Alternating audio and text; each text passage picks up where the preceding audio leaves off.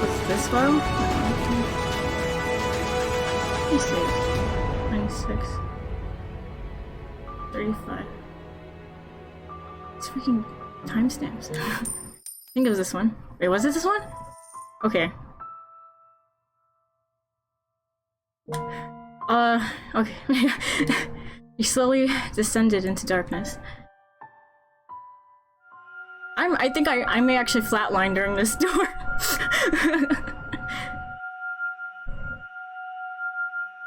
$10.99. $10.99. Why do you say 10? Whatever. Set on a pot, set it on, and also pour water into it. Gather the pieces thereof into it. Even every good piece, the thigh and the shoulder. Fill it with the choice bones. Take the choice of the flock, and burn also the bones under it. And make it boil well, and let them seize the bones of it therein. Thus saith the Lord, woe to the bloody city, to the pot whose scum is therein, and whose scum is not gone out of it. Bring it out piece by piece, let no lot fall upon it.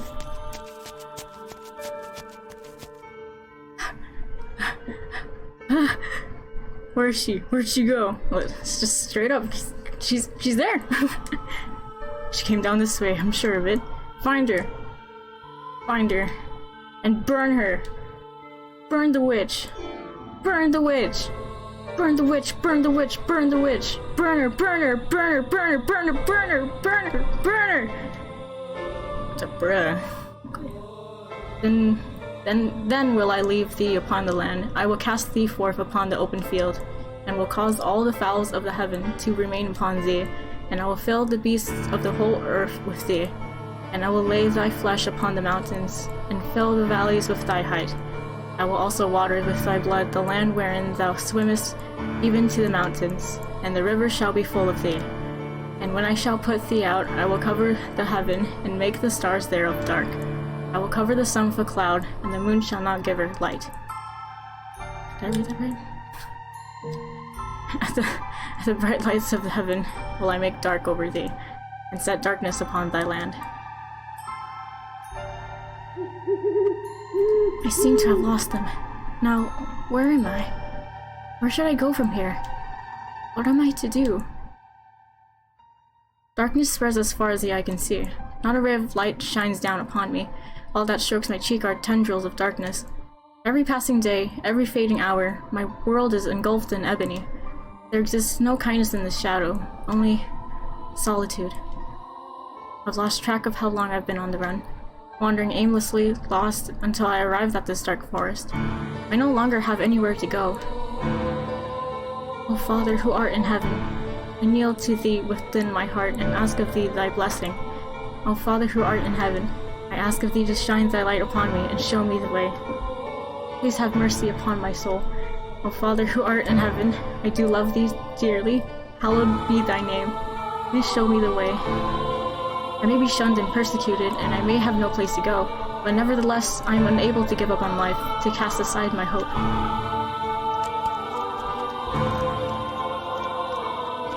O Father who art in heaven, please guide me unto salvation.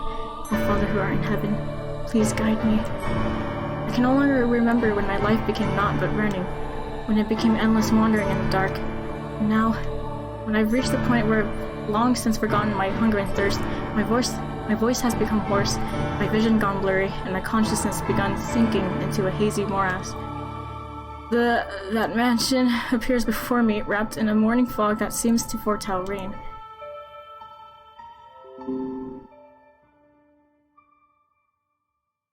Okay, Facebook notification. Jeez.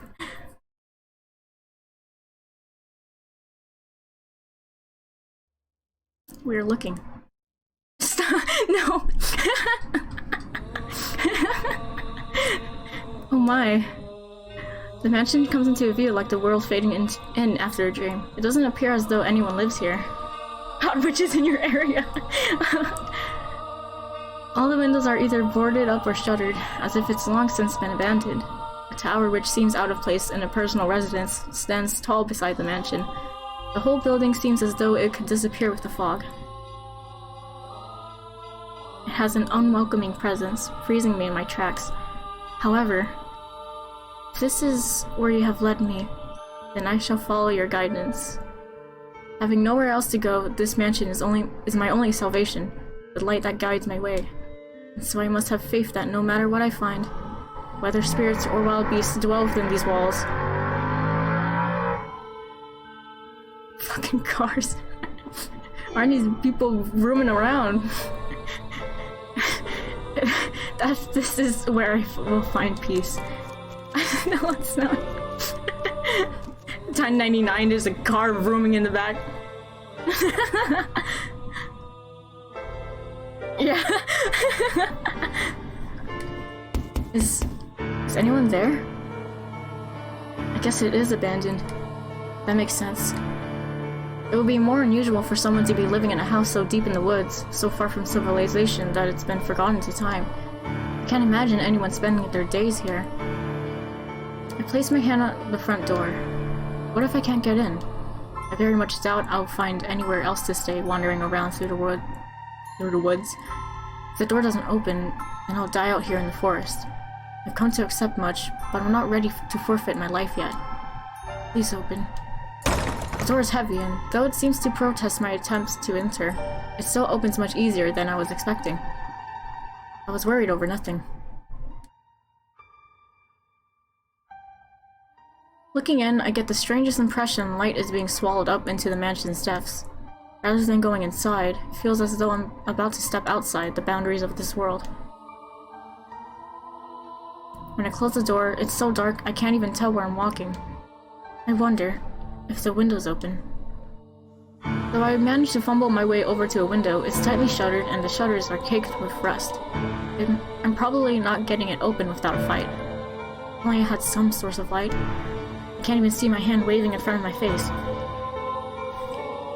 Feels like the floor will fall out from under me and I'll sink into eternal darkness if I don't watch my step. Fighting back that fear, I slowly walk forward, tracing the wall with my hand. There's a door at the end of a long corridor. I pull it open, and a wisp of bone-chilling air brushes past me. It's too dark to see anything, but I can feel something different present in this area than the rest of the house. Uneasiness grips me. Is anybody here? My voice simply disappears into the void. No response. As I'm pushing forward through the freezing air, for a split second, I spot a shimmer of light. Squinting my eyes, I'm able to make out a large window. Unlike the others, it's not shuttered, but covered by drapes. My chances are slim, I imagine, but if there's even a slight possibility of getting some light in here, it's worth a shot. So I pull open the drapes. Ah! The next moment, faint but colorful light shines down on me. It's a stained glass window. From beyond the glass, I can hear the subtle pitter-patter of rain. I guess it finally started. The different colors of light blend into a milky white, dim but wondrous. It's gorgeous. Why would someone cover this up? It's beautiful. A little more light, it'd be... Please do not touch the drapes. Or the windows. Suddenly I hear a voice, and I can sense someone else in the room. The man's voice is emotionless, neither deep or high. Again? Fucking again! Before long, he comes into view illuminated by dull orange-lit candlelight. Oh, yeah, that was funky. I need a moment to absorb him.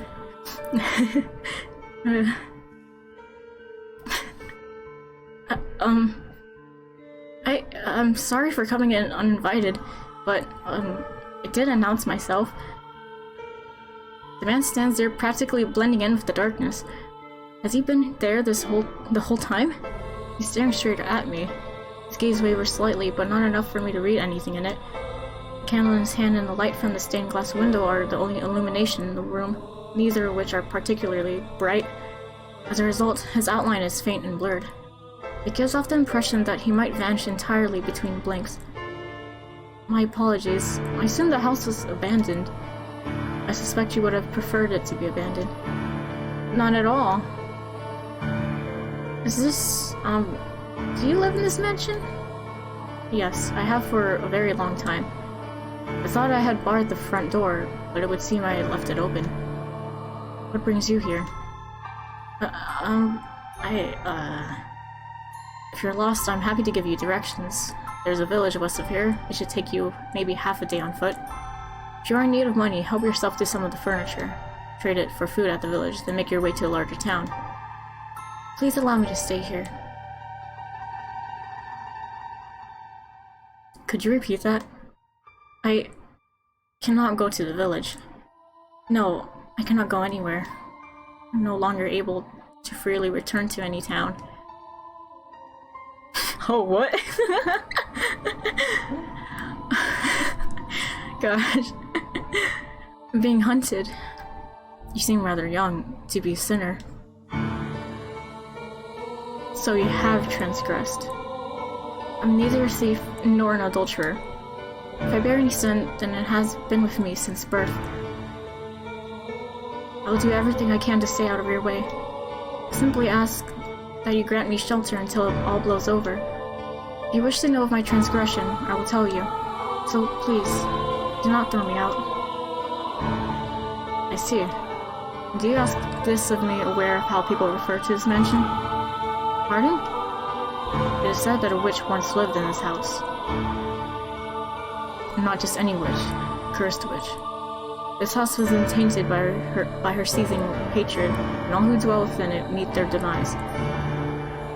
But you live here, don't you? Like her, I too am cursed. Huh? Oh, what kind of curse? The one thing I can tell you is that your life is in danger if you get involved with me. Should you approach my curse, I'm likely to take your life. You'll kill me? Yes, so you do not belong here. To live with me in this mansion is to sentence yourself to death. No matter what path I choose, I very much doubt I have a future. And if that's the case, then I shall live how I want. I don't care what people say about you, or this mansion. I wish to stay here. You might think I'm rather strange, but my heart tells me that I must stay here. That I was guided here. And hearing what you have to say only reinforces that. What are you scheming? I'm not scheming anything. I'm simply tired of running.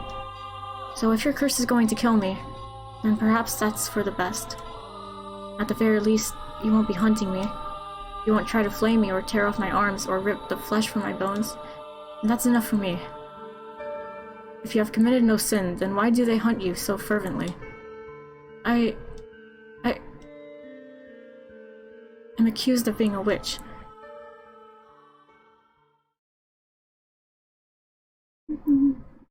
Master, please wake up.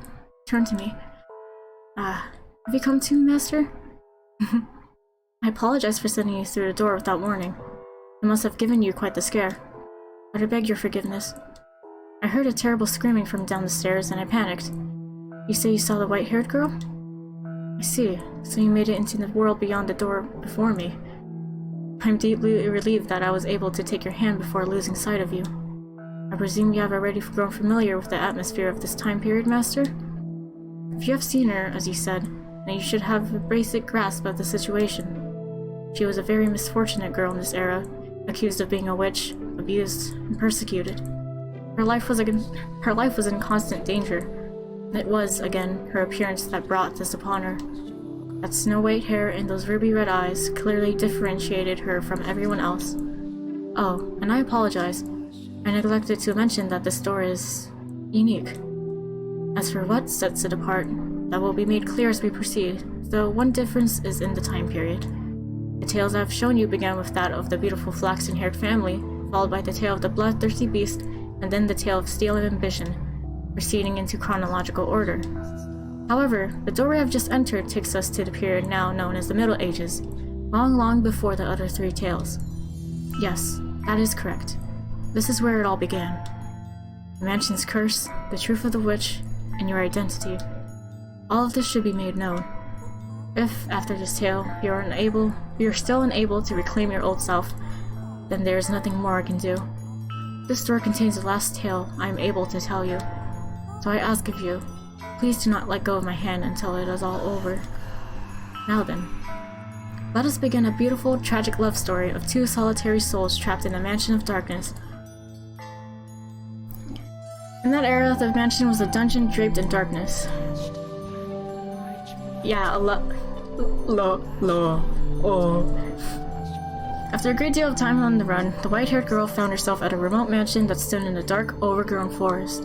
All the windows were either boarded or shuttered, and it was even darker inside the house than out. Not even a ray of moonlight could enter those walls. Only naturally, the white-haired girl had assumed that nobody lived there, but her guess was incorrect. Someone did, indeed, dwell in that house. It was a young man named Michel. Though she could not make out the details of his face in the candlelight, she thought him a very handsome man. However, he proclaimed to her that a witch resided within the mansion, and that he too was cursed.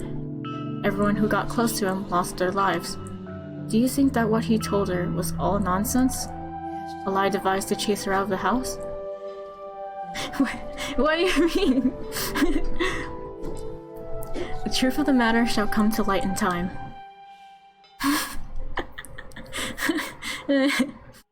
Despite Michelle's assertions, the white-haired girl decided she would take up residence within the mansion. This era's white-haired girl was younger than the others. She was still in her early teens, young enough to be seen as still a child, but she was neither as self-centered nor irresponsible as you might expect of someone her age. She was very delicate and reserved, and acted with a great deal of modesty and restraint. The accusations of her being a criminal and a sinner were grossly inappropriate. Nevertheless, she was still a chase from her home, barely managing to flee to this mansion with her life. Now, the white-haired girl thought it would be rude to simply take up space in the mansion, so she chased down the master Michel and asked, is there anything I can do to help? I'll clean or cook or do anything, just let me know. I want to repay you for allowing me to stay here. You need not feel indebted to me. The weight of that obligation will only turn into disdain. But I can't just stay here and do nothing. Do whatever you like. As long as you do not enter my room. That is all I ask of you. He said emotionlessly, turning away and walking off. Michel was not, I believe, spurning her. He was merely disinterested. He did not treat her disrespectfully, nor did he seem averse to her presence. Words simply did not seem to affect him at all. Not only was a mansion a prison for his body was also a prison ensnaring his heart. I should still do whatever I can. But she did not let that get her down. In fact, she might have even interpreted his disinterest as kindness. Though he was a bit standoffish, he did not attempt to cause her harm. He was nothing like the people who had accused her of being a witch and forced her to flee for her life. And she was deeply grateful for that. Thus began their quiet life together. Michel, who avoided contact with others, and the white-haired girl who had taken a great deal of abuse from others. Two people who hardly knew anything about one another, who were too distant to really be said to be living together. Michel spent most of his day in his chambers, so they only ever saw each other occasionally, and they hardly ever spoke. Though they stayed in the same house, they both still lived solitary lives. Nonetheless, the white-haired girl wanted to get to know Michel better. She wanted to know why he called himself cursed. Why he lived alone in this dark mansion. How many days, how many years he had spent here in solitude. And while she waited for the opportunity, she also started doing things around the house. The first project she set out to take care of was cleaning. As the windows were all firmly shut, her only source of light was candles. For whatever reason, there was a great deal of candles stored in the cellar. She wondered where on earth he had acquired so many, but she never found the opportunity to ask him. It was difficult to even see all the dust and cobwebs with only candlelight, and considering the poor airflow through the house, she was afraid her efforts were going to be in vain. Still, she persisted, sweeping and wiping things down, one room at a time. Eventually, she made her way to the library. The dust that had settled there was much heavier than in than in any other room. With each breath, she had to fight back coughs. The cellar really brings back not good memories. It was not a room one would normally be comfortable spending much time in, but the sight of so many bulky volumes lining the shelves sent her heart aflutter with delight. They're books. Incredible. Real books. The white-haired girl had never seen a book before. She had heard people describe them, but that was the first time she had ever seen one for herself. Parchment was a very valuable commodity in that era. It was something monks or scholarly priests made use of, and not a material one could easily acquire without some degree of social rank. Books were not printed with machines, but copied by hand. A single volume took an incredible amount of work to create. Even the process of binding was an art. Standing before a shelf, she stared intently at the spines. There's so much dust. Does he not read any of them? Just a peek. Just a tiny little peek, she said, making excuses to the empty room as she reached her hand toward one of the books. The tome that caught her eye was on the upper shelf. It bore gorgeous jade embossing and looked like it belonged in a treasure chest. Almost. Though she tended to act older than her age, the white-haired girl was still in her early teens and not especially tall.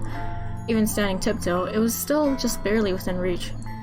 At long last, her slender fingers made contact with the spine. She began to pull the book toward her. Ah! The library had sat abandoned for some time, causing the covers to stick together, so when she attempted to pull one out, several others tilted with it. And then... almost all the books on the shelf came avalanching down on her. Ow! The white-haired girl groaned, buried under a mountain of parchment. She hoped she had not damaged any of her host's valuable collection, for the mess was enough of a setback already in her attempt to express her gratitude.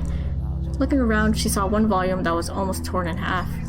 She did not know whether it was in that condition before, or if it had happened in the fall, but nonetheless, she felt horribly guilty.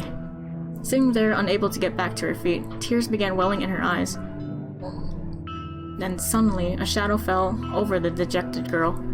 It took a book in its hand and returned it to the shelf.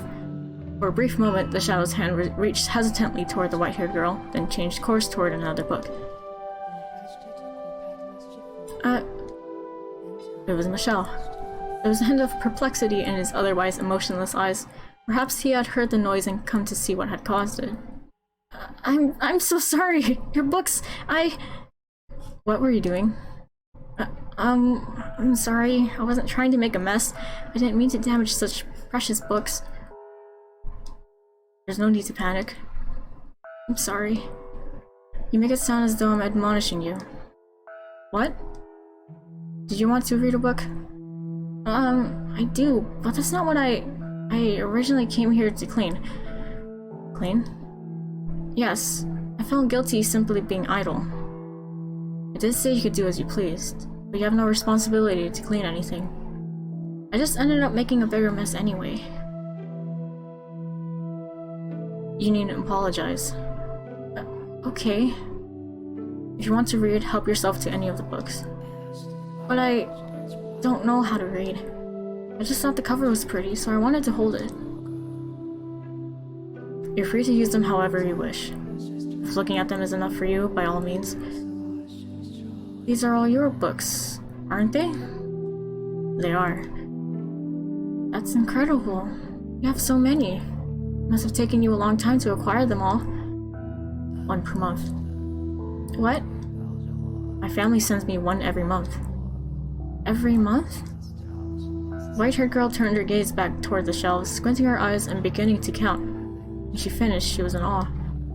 There were in excess of 100 books on the shelves, which meant he had lived there in solitude for many years. She was at a loss for words.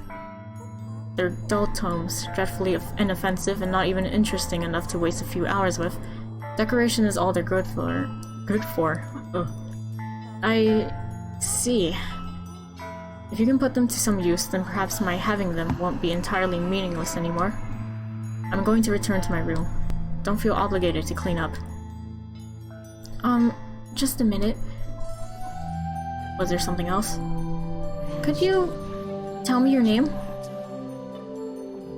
I just realized I never asked for your name. Not knowing what to call you will make conversation awkward. I want to, though. Michelle. Michelle. Michelle, like the Archangel. The name suits you quite well. It suits me? It does. Although it's difficult to see you in the dark, you seem to be a very handsome man, befitting of your name. I beg to differ. Giving me his name is the highest form of mockery. I expect the real Archangel is probably rather annoyed by it. Yes, it's Michelle. I don't know. I think it's a wonderful name. And you're... No, never mind. Oh, my name? My name is Giselle. Please, call me Giselle. Oh, thank goodness. For what? I was able to get your name. And talk to you for a little bit. We haven't seen much of each other since I first arrived, so I'm glad that I got to hear your voice. So very glad. You gain nothing by speaking to me. You have no responsibility to do so, and there's no need for you to feel joy about it. I'm not pleased out of some sense of responsibility or necessity. It's just depressing, not being able to have a conversation with someone living in the same house. You do not understand me at all. As I said on that first day, my curse will one day kill you. But I'm still alive, aren't I?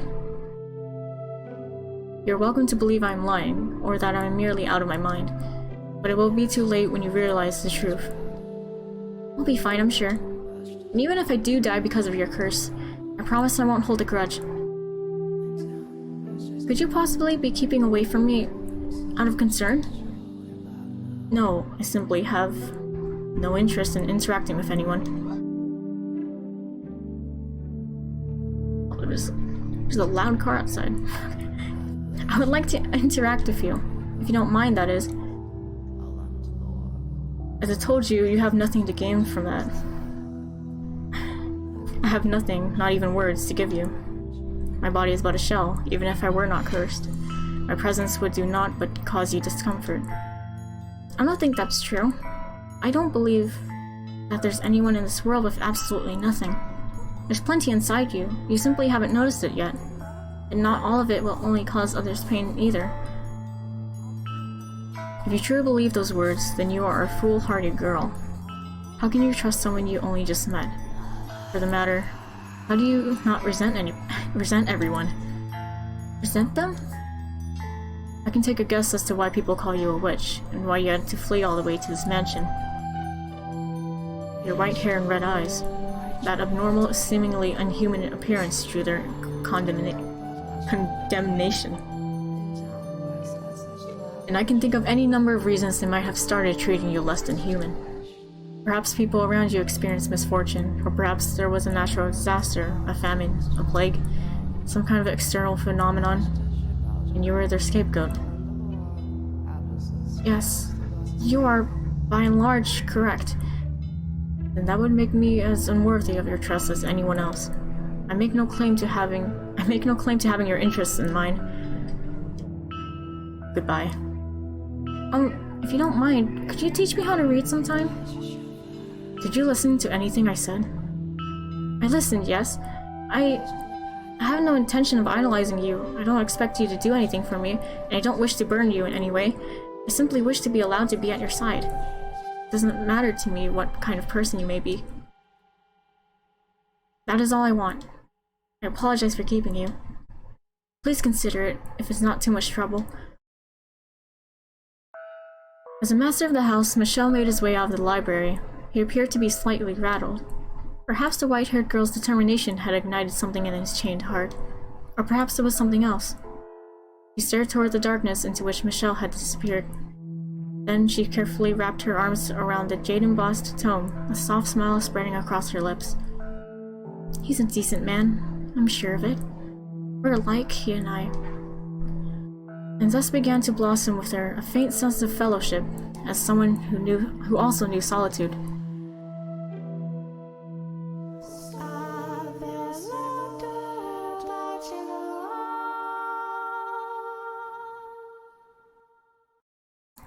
It had been about a week since the white-haired girl had taken up residence in the mansion. Staying in that house deprived of light was, I imagine, a very claustrophobic experience.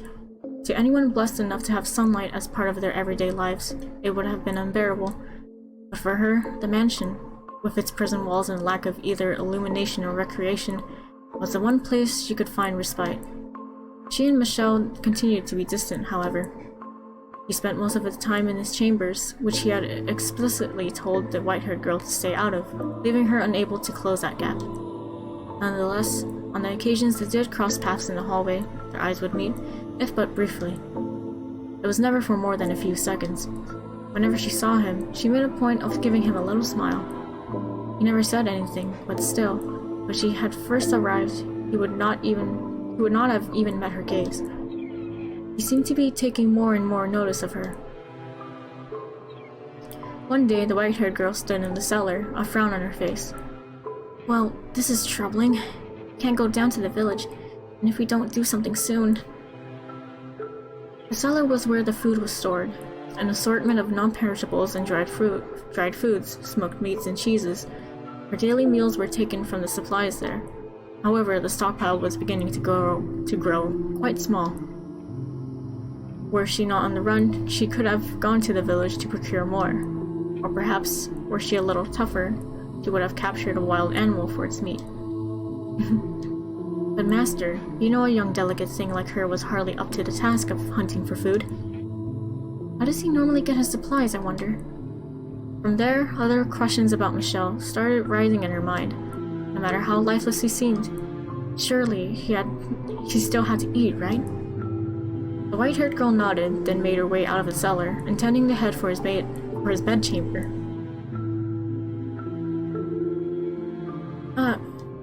But on her way there, she spotted him standing by the entrance, staring motionless at the door, lit by a single candle. He appeared to be waiting for something. May I ask you a question? Go on. I was just down in the cellar, and I noticed we were running low on food. Do you normally go down to the village to restock? I haven't been outside in 10 years. And how did you... What if I told you I don't eat? What? That I am not of this world, and as such I have no need of sustenance. What would you think of that? That sounds very, economical? If you can survive without having to eat, that's one less thing to worry about. If it were possible. I'd like to have that ability too. It would seem trying to frighten you is a waste of time. I love that sprite. He's like, fuck? That's not the reaction I wanted. Was I supposed to be afraid? Never mind. It doesn't matter. You asked about the food in the cellar. It's getting to be about that time. Wait, and you will find out. What do you... It's here. Oh? If you want to know where my supplies come from, open the door. But, I'm in hiding. There's no one at the door anymore. A knock is nothing more than a signal. A signal? The white-haired girl turned toward Michelle to press him for more information, but he averted his gaze. Find the answer yourself, he seemed to be saying. She took several moments to gather her will, then marched over to the door. So bright. The sunlight, which she had not seen in some time, was so bright it seemed to burn her eyes. Although the sun itself had not gotten any brighter, she had simply spent so much time in the dark, her eyes were no longer accustomed to that much light. The color of her eyes made them quite sensitive to light already, so when she stepped outside, her whole world went bone white. The white-haired girl stood motionless for 10, perhaps 15 seconds, and when her eyes had finally adjusted to the light, what's this? She noticed a crate on the ground at her feet. She turned her head back to ask Michelle about the box, but the mansion was so dark it appeared to be wholly severed from the outside world. From where she stood, she was unable to distinguish Michelle from the shadows. A pang of nervousness struck her. She wanted to return to that darkness as quickly as possible. The The white-haired girl had come to yearn for that world without light more than the one with. The crate was fairly hefty. The slightly built girl had considerable difficulty bringing it into the house. But eventually, she did manage to drag it through the front door.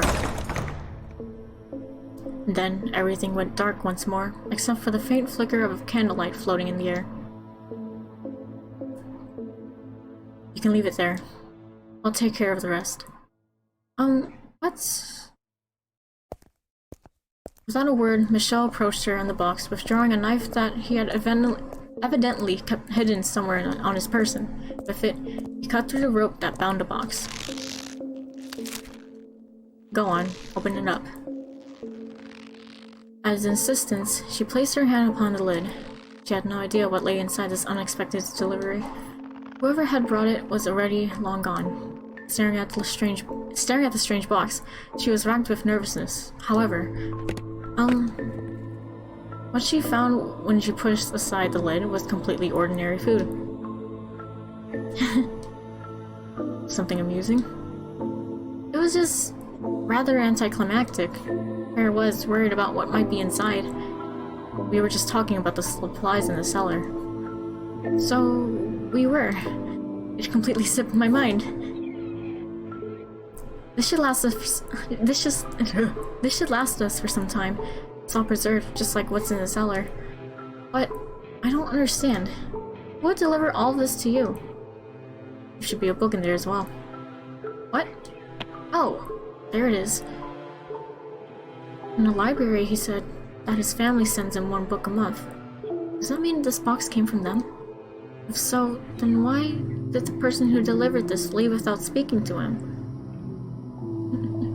What happened between him and his family? Is he here because they want him here? Or because he chose to be here? Take the book to the library, please. I will bring the rest of the supplies to the cellar. Well, it's a big box. I'm sure you could use some help carrying it. That won't be necessary. Take the book and go. But... fine, then stay here. I'll take care of everything. Wait, hold on, please.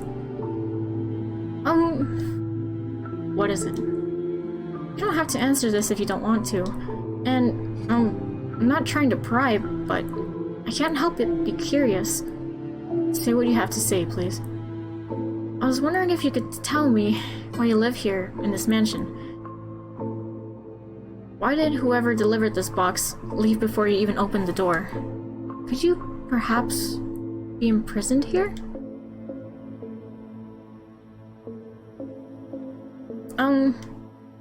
I told you this the very first day. I'm cursed. It's only natural for a cursed man to live in a cursed house. Yes, but that's such a vague answer. I don't understand why you're in this situation you are. I don't know how you feel about it. There's so much I don't know. And I'm not even sure if your curse actually exists. I see. That is a perfectly reasonable doubt from your point of view. Having been branded a witch because of your appearance, it would make sense that you would think my curse might be fabricated, or perhaps a metaphor for something else. Alright then, come with me. What? I'll show you my curse. As he turned on his heels, the white-haired girl caught a glimpse of what appeared to be a smirk on his face, like the whole thing was some kind of sick joke. The smile carved into his mask was far colder than any look of annoyance or rejection. But despite the twinge of nervousness, she still followed after Michelle. As much as he might have stood out in the crowd with such height and long hair, his presence was almost entirely eroded away by the darkness. She felt that he could completely fade away into nothingness at any moment. Many things are buried here. Huh? Mice, insects, wild cats, and dogs. Have you ever thought it strange how little life there seemed to be around this mansion? You're right. I haven't seen a single creature since I arrived. The only sound you can hear is the wind blowing. Now that you mention it, It did seem peculiar. They were all killed by me. Or rather, they lost their lives because of me. You have your answer now. The butterfly fluttered its way into the ruined garden, dancing up and down through the air. Michelle held out a finger before him, and the butterfly, mistaking it for a branch, drifted down upon it to rest its wings. Had the scene stopped there, it would have been a picturesque moment. All that comes in contact with me loses its life. My skin, the breath I exhale, my flesh and blood, is poison to all life. But the butterfly's movements began to slow. It spread its wings in one last futile attempt to fight gravity. Then, without warning, it shriveled up into a dry husk. It's dead. Not dried up and lifeless. It's like it's been dead for days. It's like his finger drained all the life out of it. Is this his curse? Is that even possible? But I saw it with my own eyes. If this is his curse, though, it explains much. There are more than just insect and animal corpses buried here, too. Servants who came to visit me long ago are here beneath the ground, under our very feet.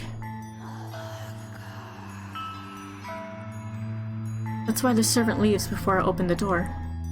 Should he touch me, should he get near me, his very life is in danger.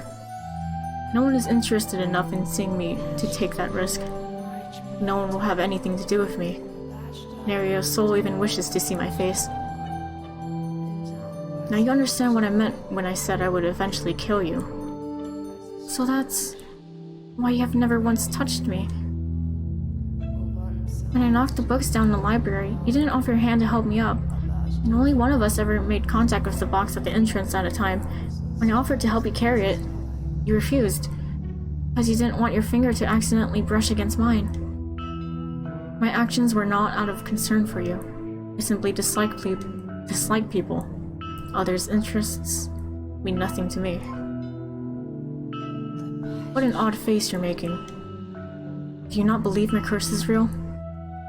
No, I do. It is certainly irrational, inexplicable, unbelievable. But you've shown me more than enough evidence. And I don't believe you're lying to me right now either. In which case, you now understand how dangerous it is to be near me. You said that if you left, you would be killed. But it's been some time since then. If you're careful to cover your tracks, you can make your escape. You do not belong here. He was telling the truth about being cursed. What a cruel burden to have to bear. Can't imagine. Just how much he's given up on. How many lives he's inadvertently taken, and how he must have felt every time it happened. How much pain that loneliness must have given him.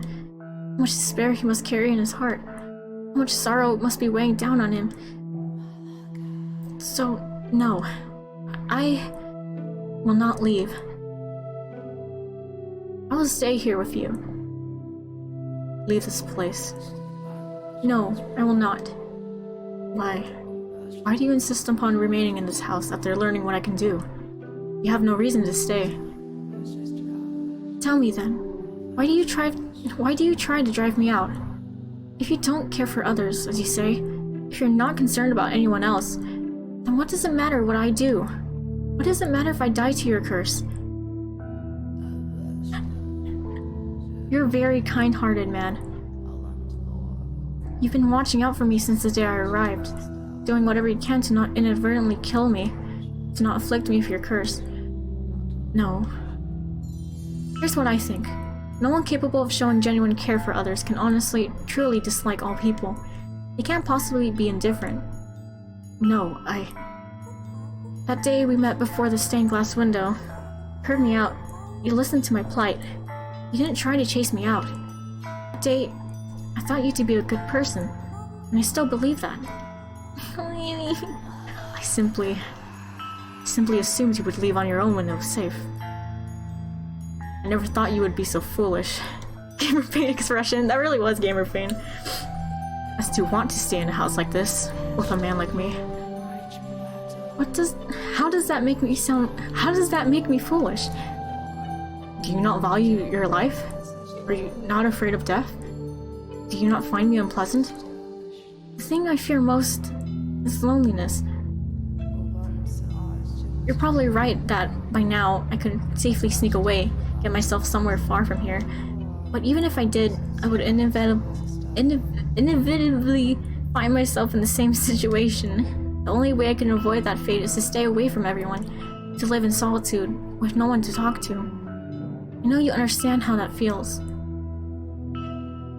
It terrifies me. I'm afraid of having to spend day after day with no one to talk to, no one to share my experiences, my thoughts, my feelings with. If that's what awaits me out there, then I want to live with you. I want you to be an essential part of my life. Possible. Please, don't chase me out. You are a cruel girl. Never again will I allow myself to get close to someone, only to watch them die. Never again. My mother was the first to die. It happened shortly after my birth. Next was my wet nurse. 2 deaths could be considered a coincidence, but as the number rose, it became clear that I was cursed. And I was forbidden from making contact with anyone, even at home. Regardless, being in the same house, accidents will happen. Numerous people lost their lives. Attendants unfamiliar with me, or those who simply brushed up against me by mistake, couldn't take it any longer. So you chose to move here, to this remote mansion, to keep yourself away from your family. You weren't imprisoned here. You elected to live alone, so you wouldn't hurt anyone. For better or for worse, I was born into a noble house.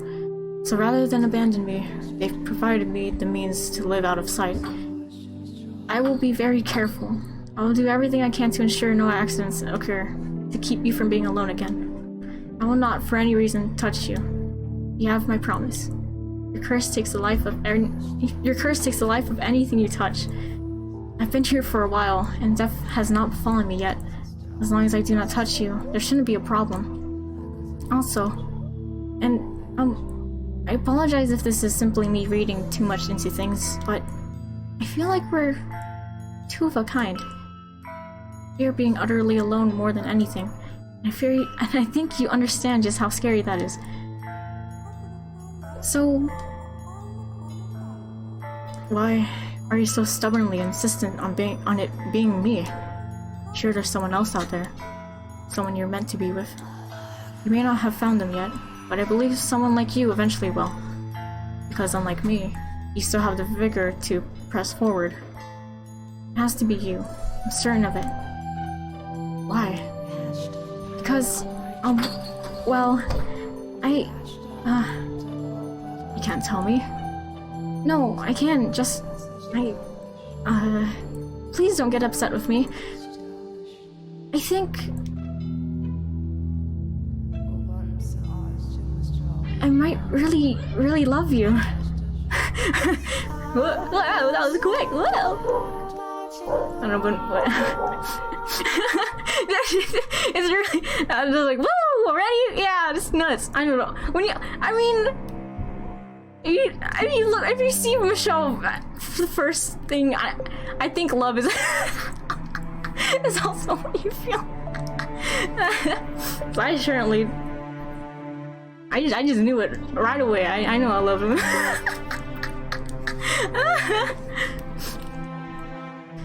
His was a power that evoked images of witches or demons, the unclean and the impure. A mere touch was all it took for him to strip man and beast alike of its life. God has quite a cruel streak to bestow such a power upon such a beautiful young man. And a strange power it was indeed, like something out of a fairy tale. Like something could find 2 words upon the page. It seemed otherworldly, unbelievable. Nonetheless, as he had demonstrated to the white-haired girl, his peculiar powers were indeed real. That said, the world has its fair share of oddities. It just so happens that those curiosities tend to remain hidden away, known only to a few. Although you have laid eyes upon a number of unusual phenomena yourself, Master, the doors to the past through which we have passed, this very mansion, and, as a matter of fact, the 2 of us, Now, as you just saw, the white-haired girl found herself enraptured with this man and his accursed power. How do you think Michelle acted in response to her proclamation? How did I read like that? He had spent so long refusing to interact with others. No, unable to interact with them. As such, he was unsure how to respond. After standing there expressionless for a few moments, he muttered, "I'll consider it." And with that, he returned to his chambers. While he was not someone who wore his heart on his sleeve, I personally do not believe he was completely devoid of emotions. He had simply forgotten how to express them in his extended solitude. So I think he was, in that moment, in a state of complete panic. She had, after all, just assaulted him with a stream of incomprehensible declarations that, knowing the truth, she still wished to remain in the mansion, and that, knowing the truth, she loved him. The love she had declared for Michelle was not a fleeting puppy love. There was genuine tenderness and warmth to her words. He had gone through his life shunned, feared, pushed away. To him, that was normal. He had never given anyone reason to have any fondness for him, so he found himself utterly unsure how to take the affection she was showing. Of course, he was not the only one rattled by the whole affair. Oh dear. Several days had passed since Michelle had asked for time to think, yet still yet to show himself again. This is all my fault. The white-haired girl paced anxiously through the halls on the off chance she might run into him. As per his request, though, she kept her distance from his chambers. Nevertheless, she was beginning to worry about the fact that he had secluded himself away for so long. So she worked up her courage and made her way to his room. What if he doesn't want to see me ever again? I didn't consider it I might be overstepping my bounds before opening my mouth. Every step she took was slow and laborious. Her mind raced with worry and doubt. I should at least tell him I'm sorry. Rather than out of a desire to know how he felt, she was compelled by guilt and a desire to apologize. After walking for some time, she arrived at a door sitting in an utterly unlit hallway. She drew in a breath of musty air, then let it out, repeating the process several times. Next, she raised her hand up to knock on the door, then pulled it back, also doing this a number of times. Oh, how adorable she was. I wanted nothing more than to give her a little nudge. After all, she was too sweet a girl for her worries to be anything but misplaced. I just can't find the courage. Maybe I should come back another day. What's the point of waiting? I need to apologize and get the weight off his back now. She gathered her courage once more, this time determined she would do it. The white-haired girl moved her small fist toward the door, which then swung open. I'm sorry! Please, you must announce your presence. I almost walked right into you. Are you in that much of a hurry for a mishap? I'm sorry. And I believe I told you to stay away from my chambers. You did, so I spent a long time debating whether I would, but I decided I really wanted to tell you this. Oh, well, actually, I'm truly sorry. What? The other day, I could barely manage to get the words in my head all the way to my mouth. There was no room in my mind for anything else. I shoved my own thoughts and feelings into your face, not considering that might not be what you wanted, just running non-stop, not thinking at all. I was terribly disrespectful to you, completely selfish. You're a kind-hearted man, I truly believe that, but you're only being courteous because you're a nice man. I'm sure you have little interest in the affections of a queer little girl. So, I would love it if I could stay here. It would be a wonderful blessing. But if you really don't want me here, my feelings are imposing on you, then I apologize. I'm sorry, and I'll take my leave out of this house. Take my leave of this house. I'm sorry. Don't be. My mind went blank for a moment. What? I find it difficult to comprehend you. The other day you were firm in your intentions to stay, and now you say you will leave without a struggle. You holed up in your room for so long that I thought, you didn't want me around. To be honest, I want to stay here. I do. I think you should. I think you should do whatever pleases you. Huh? You can stay, or you can leave. I will not pressure you to do one or the other. So, I'm not imposing? To tell you the truth, I had to think about that for some time. However, I've now come to something of a solution. Since you're here, come into my room. What? But I thought I wasn't allowed to. To prevent what almost happened a few moments ago. So we don't accidentally run into each other. Sorry. You're forgiven. Now come in. Okay. Is this a necklace? If that's what it looks like to you, then I suppose that means I succeeded. Pick it up. It has a little bell. Adorable. Please make an effort to wear that while you're in the house. Because it's so dark, there will always exist the risk that we might accidentally bump into one another. So I tried to come up with a way to reduce that risk. Does that mean you didn't leave your room because you were working on this? That's right. What other reason would I have?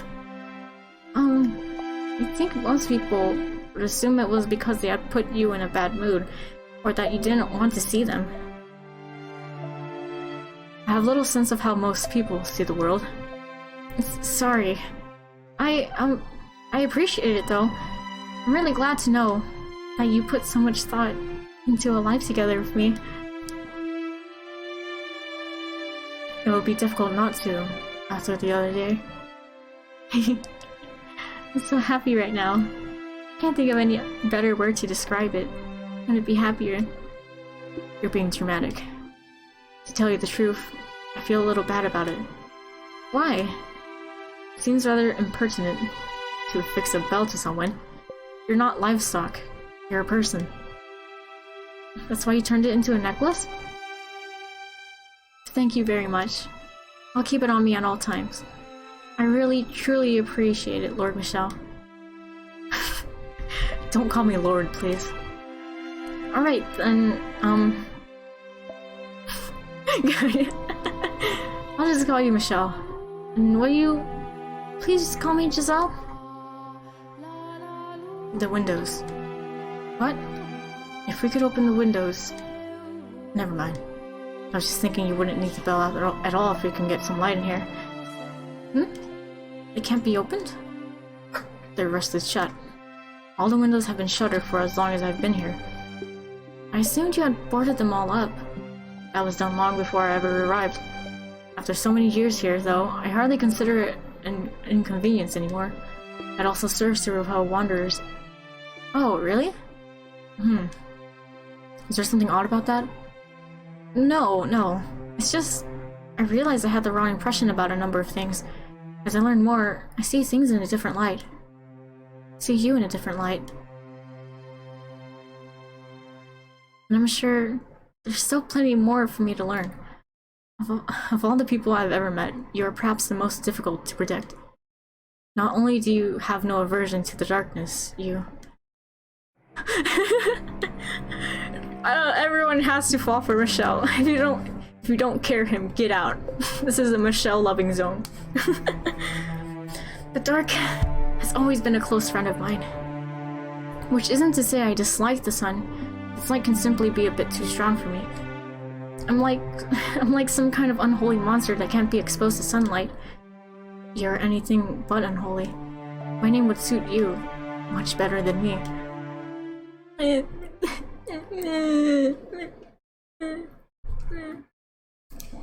Oh! Yeah, something's funky with this door. That day... Oh, jeez. Okay, wait, let me drink water. I didn't drink water for like the past 2 chapters. I'm so thirsty!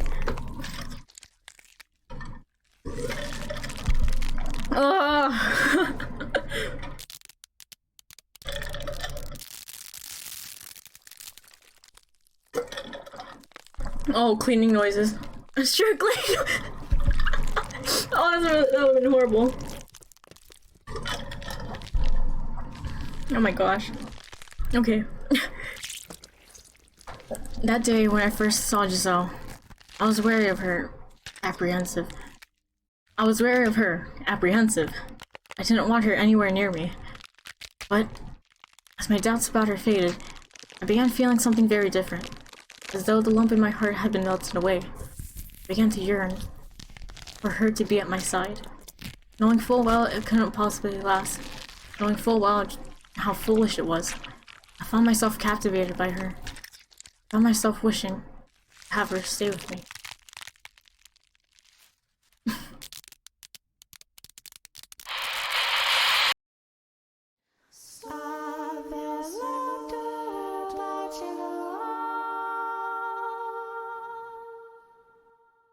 Wait, does the log clear? Okay, I thought...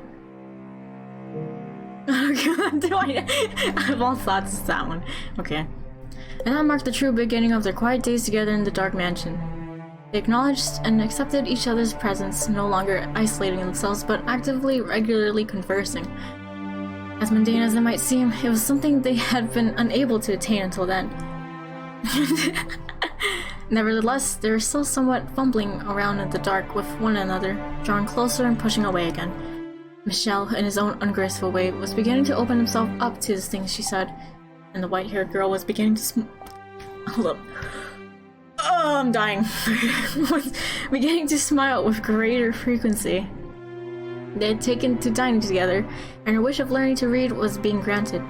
He taught her in the feeble light of a candle placed upon the table, the two sitting across from one another. Though Michel seemed to be well educated, he had not been instructed in the art of teaching, so he found the process quite grueling. But to the white-haired girl, the longer it took, the better. Her primary objective was, after all, to spend time with him. The days passed, and eventually, she reached the point where her comprehension was adequate enough without assistance. Her next request, then, was for them to read through a book together. Have you read every book in the library? No. I stopped looking at them after a while. Most everything I'm sent is dull and uninformative dreck. The Diary of a Lord, foolish make-believe tales. You're not fond of fiction, I take it. What value is there in the lies and fantasies of another? Stories can be invigorating. Tales of adventure can take you places you can never go. Legends of heroes, folklore, stories of otherworldly phenomena, it can be terrifying, and they can be exhilarating. They may not be real, but they give you a little glimpse into the author's heart, like you feel like you're seeing the same thing they saw. You are a very empathetic girl. Fiction inspires nothing of the sort in me. However, perhaps long ago, it may have been able to, though I can no longer remember what it feels like. I'm sure it'll come back to you. You're not an empty man. Sorry, I'm making you uncomfortable again. How about we read this book today? Today. It appears to be a collection of legends. You haven't read this one yet, then? That's good to hear. It'll be more enjoyable if it's a new experience for the both of us. It looks like it's a record of local legends. The book is divided into several sections, though it appears to be mostly superstitions. I am curious what kind of stories this area has. The two of them were looking down at a simple, undecorated volume. As the white-haired girl had said, it seemed to be a collection of local legends passed down generation to generation. They sat across from one another at the table, her turning the pages, and Michelle simply watching so as to not brush against her. Eventually, her eyes were drawn to a particular word on one of the pages, bringing her hands to a stop. The witch. That chapter detailed the story of a witch, or more precisely, said witch's curse. The story went something like this. There once was a witch skilled in the dark arts. She lived a meager but peaceful life alongside the other villagers.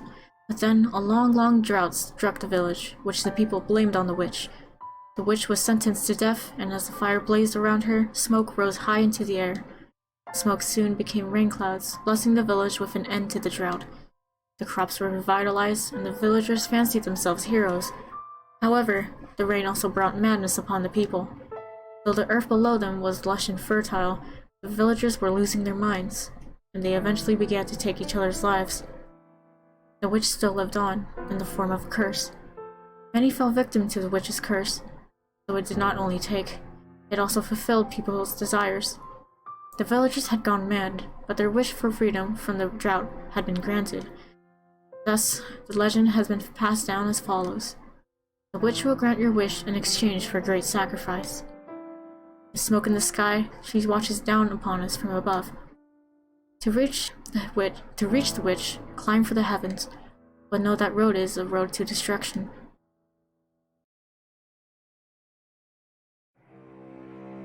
People still believe the witch's legend even now, I suppose. And that's why I face accusations of being a witch. This is not an area very welcoming to outsiders, especially one who stands out as much as you. What brought you to this region in the first place? Mine is a story I'm sure you've heard before. I was cast out of my house. I come from a very poor family. We could barely even afford to keep everyone fed. Being as weak as I am, it was only natural that I would be the first to go. See. What I don't understand, though, is why the witch is said to grant people's wishes. That is to say, she had reason enough to hold a grudge, but not to give people things they ask for. All we have to go on is a few pages. There's no saying what might have been changed or added over time, and it's almost certain the entire legend isn't written here. That said, if we were to accept everything as written, you can infer that the witch's reason might have been...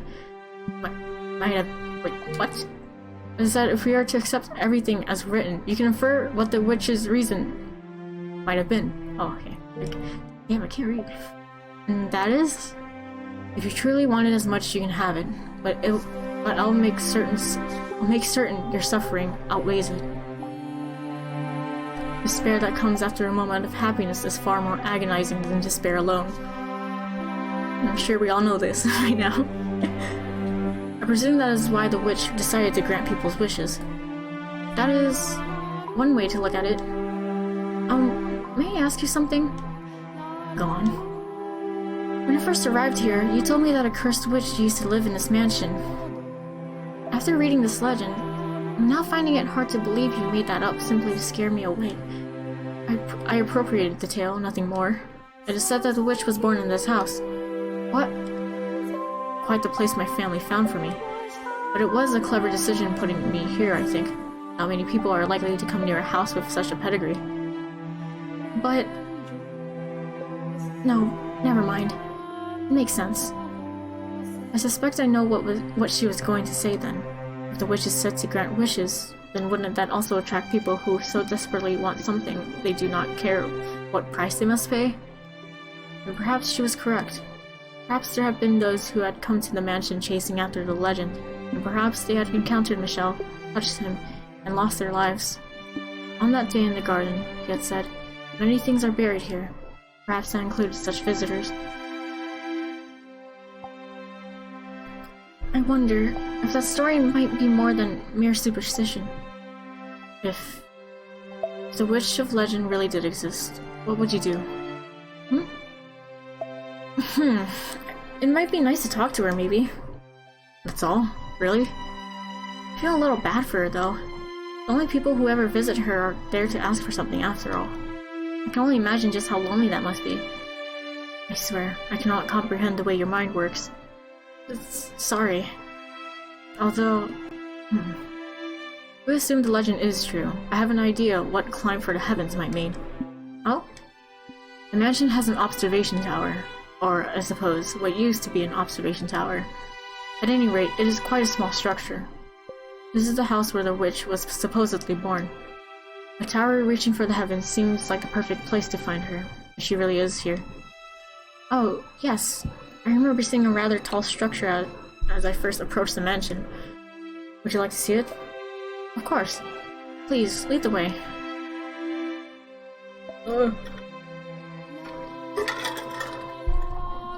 Slurp. The two of them left the library and made their way to the room with the stained glass window. At the far end of that room were the stairs to the observation tower. The tale of the witch had piqued the white-haired girl's interest, inspiring her to put herself forward to satisfy that curiosity. She had, after all, been accused of being a witch herself, so she undoubtedly felt an affinity to that legend.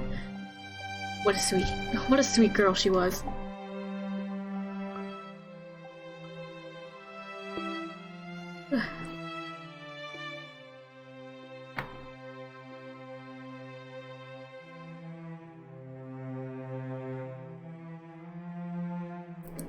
With Michelle in the lead, the two climbed a long spiral staircase.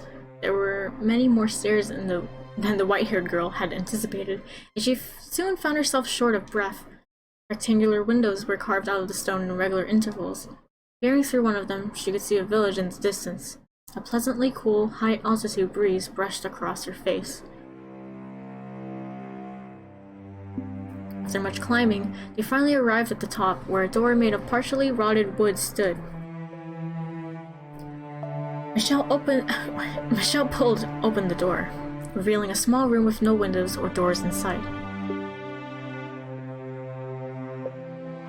This is top of the tower? Despite it being called an observation tower, you could hardly observe anything from there. Her face contorted in confusion, the white-haired girl turned her gaze about the room. Glancing up, she only saw a darkened ceiling, and slightly below it, a single small window through which shone a little ray of light.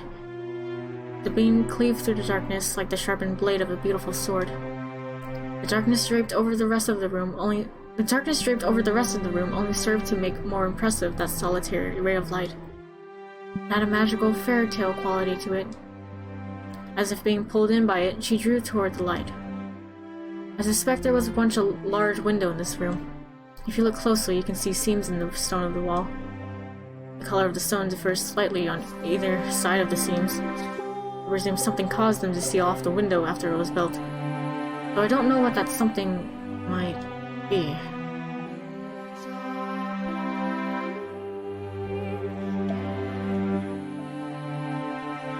What are you pretty? When Michelle's eyes fell upon the white-haired girl wrapped in that beam of light, he sputtered to a stop. A man who never flinched at anything, who had long since distanced himself from such stirrings of the heart, was utterly bewitched.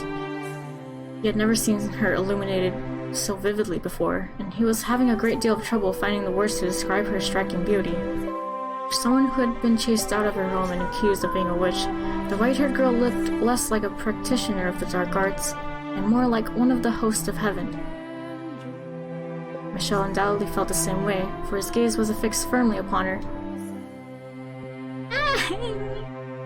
Dazzling, isn't it? Like a staircase leading to heaven. Yes, perhaps so. Is something the matter? No, I'm fine. You know, it feels like there's something odd in the air here. It feels like someone actually might be listening. If the witch were to speak to you, what would you say to her? I would ask her to tell me her true feelings, to tell me what kind of person she was, and what kind of pain she had to endure. I just want to know what she felt. This woman people branded a witch. The legend was written from a neutral perspective. It's possible she was a fearsome witch. It's also possible she wasn't. I get the feeling she was just persecuted, like me. Like me and you. Unlike you, I truly am impure. Disagree all you want, but my touch kills. I am a strange, incomprehensible, irrational creature. Or maybe I'm not even a living being, and that's why when I touch something that is, I bring them death. If only I actually were a witch. If only I actually had some kind of extraordinary power, regardless of whether it came from God or the devil, then I would be able to grant people's wishes. My wish need not be granted. But it's what I want too. I wish to be able to touch you.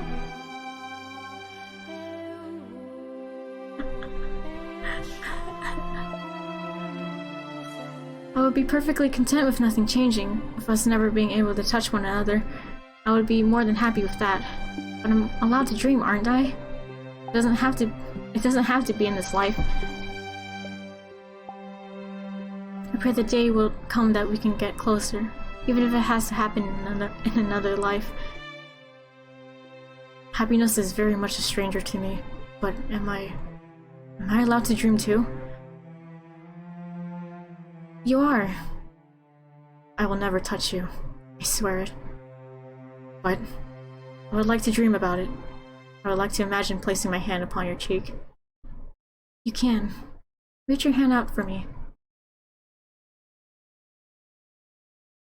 I will imagine it too. I'm imagining your fingers running through my hair, brushing up against my skin. I can feel your warmth. There was a wall between them. A wall they could not cross. Or if they did, it would mean the white-haired girl's death. No matter how much they yearned for it, they could not touch one another, so they did so within the confines of their imagination, envisioning it in as much detail as they could manage. It was sad, but sweet. A moment of pristine, untainted beauty. Two of them emanated serenity. As fitting as the word cursed might have been to the mansion as a whole, at the top of the observation tower, a pure bond was being shared. A fleeting moment between a young man with a cursed touch and a kind-hearted, beautiful girl. The dream did not last long, no, for God is quite cruel. They simply wanted to be together, that was all. Their wish was hardly unreasonable, only a quiet, peaceful life together. But misfortune was creeping ever nearer, its footsteps growing more and more pronounced.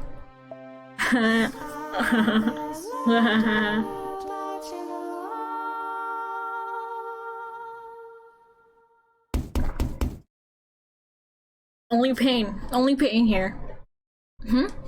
Is someone at the door? The flow of time was hazy within the mansion's halls. They had little way of telling whether it was night or day, preventing them from knowing exactly how much time had passed. The white-haired girl had made a habit of climbing the observation tower every so often to see whether the sun was up, which allowed her to approximate the time of day. Consequently, when she heard the knock on the door, she was not aware just how deep the night was outside. That forest and beasts alike lay quietly at rest. Oh right, the stores in the cellar are almost exhausted. It must be this month's delivery.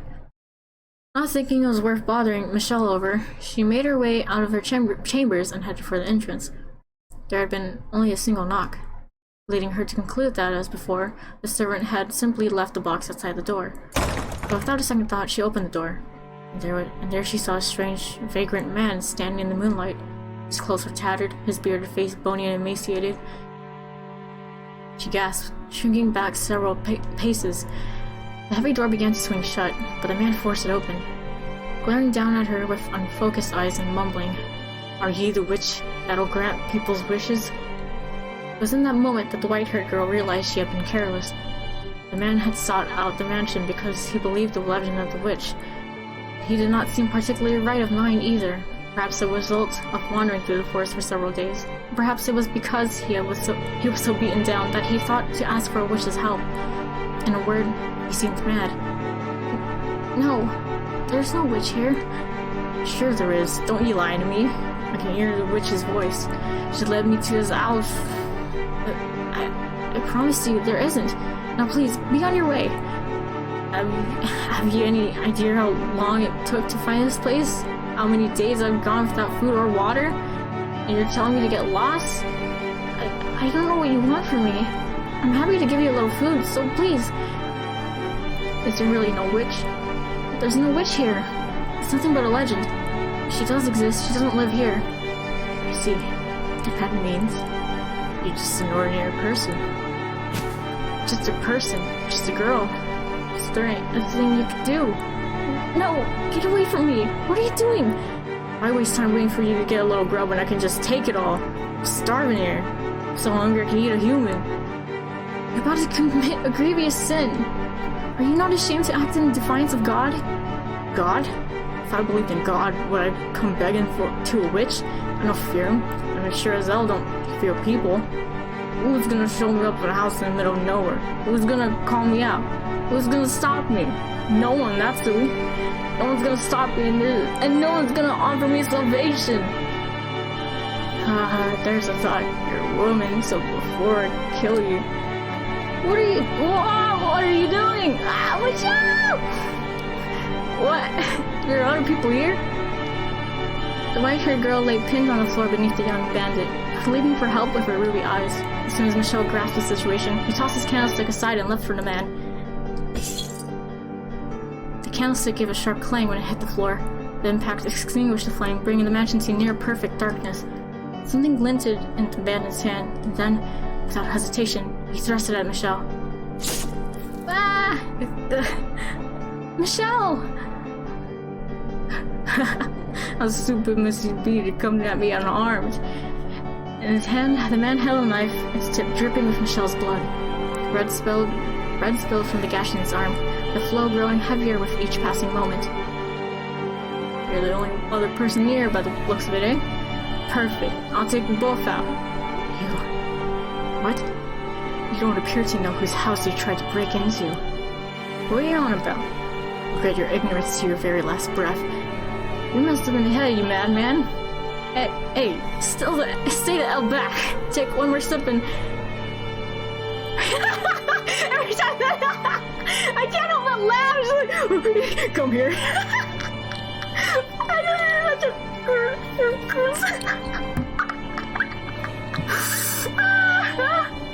Come here.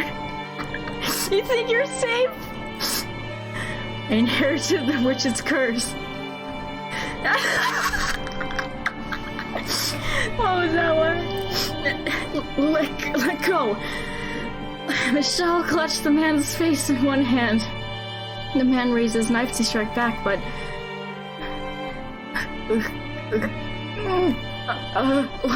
What's happening? The strength drained from his fingers, the knife falling to the floor. The man writhed in Michelle's grip. My face! I can't breathe! Leave this place immediately, though you won't get far afflicted with my curse.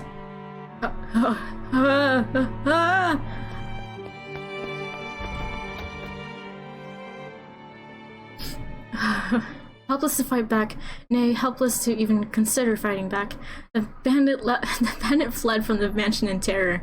In his wake, only the white-haired girl and the bleeding Michelle remained. I just saw a man's life drained from him, his face withering away, sucked completely dry. I didn't doubt him, but dear God, that was quite disturbing for you, I'm sure. No, not at all. It's my fault anyway. If I hadn't been so careless. Oh, your arm! We need to get that wrapped up. Please, do not touch me. You mustn't touch me. The wound is hardly fatal. It's all my fault. I'm so sorry. No, a degree of blame falls on me for saying nothing. Next time someone comes to the door, let me know. I'm sorry. Please, you don't need to apologize. Well, yes. For once, I'm actually proud of myself. Proud that I could use this terrible ability of mine to do something more than just take a life. To protect someone I care about. So like I said, please don't apologize. Alright, thank you. Michelle? I'm glad you're here. I care about you too. Thank you. Had the flame of Michelle's candle not gone out when he threw it to the floor, Remy. He would have seen a heartfelt smile on the white-haired girl's face, and she would have seen a flush of red and an awkward smile on Michelle's normally blank face. He also might have seen a little glimmer on her cheek, where a few drops of his blood had landed. But alas, they had no light.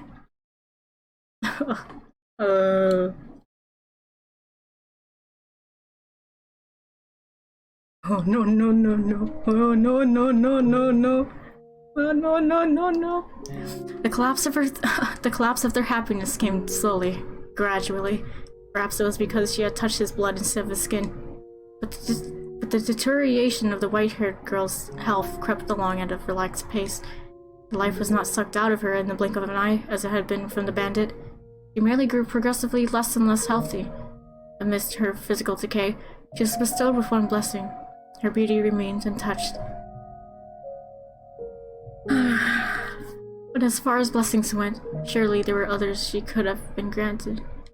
Wait, what? Yeah, okay. Could God have not picked something a little better for her?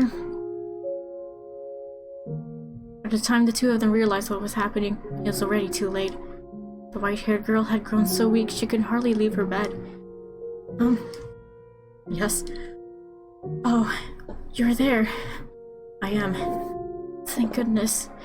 Can't see very well anymore. How could this happen? Thought I'd saved you, but no. I did the exact opposite. Please, don't talk that way. You did save me that day. But you're on the cusp of death now. It's my fault. Because of this curse I bear. How could this happen? Why does this have to happen? What am I? Why was I given this body? Michelle, can I, ask you a favor? Go ahead. Stay with me, please. As much as you can. Until the very end. I was going to do as much anyway. Thank you. I'm happy, Michelle. Happier than I have ever been. And I mean that. You didn't just save my life. You saved me. Been saved. What? Only me. I wonder how you'll handle things when I'm gone. If only I hadn't opened the door that day. I wouldn't be leaving him all alone. And we could be happy together for even longer. Yes? Would you please hold my hand? I think it's probably safe now. I will not. I cannot touch you. If I do, I might take what remains of your life, take your beauty away, force you to die hideous. I cannot touch you.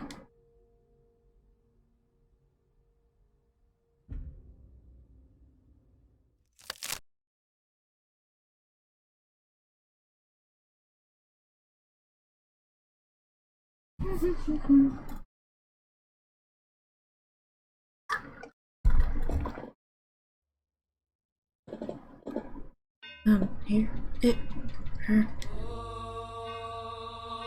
On his way back from the washroom several days later, Michelle heard muffled voices. Got it?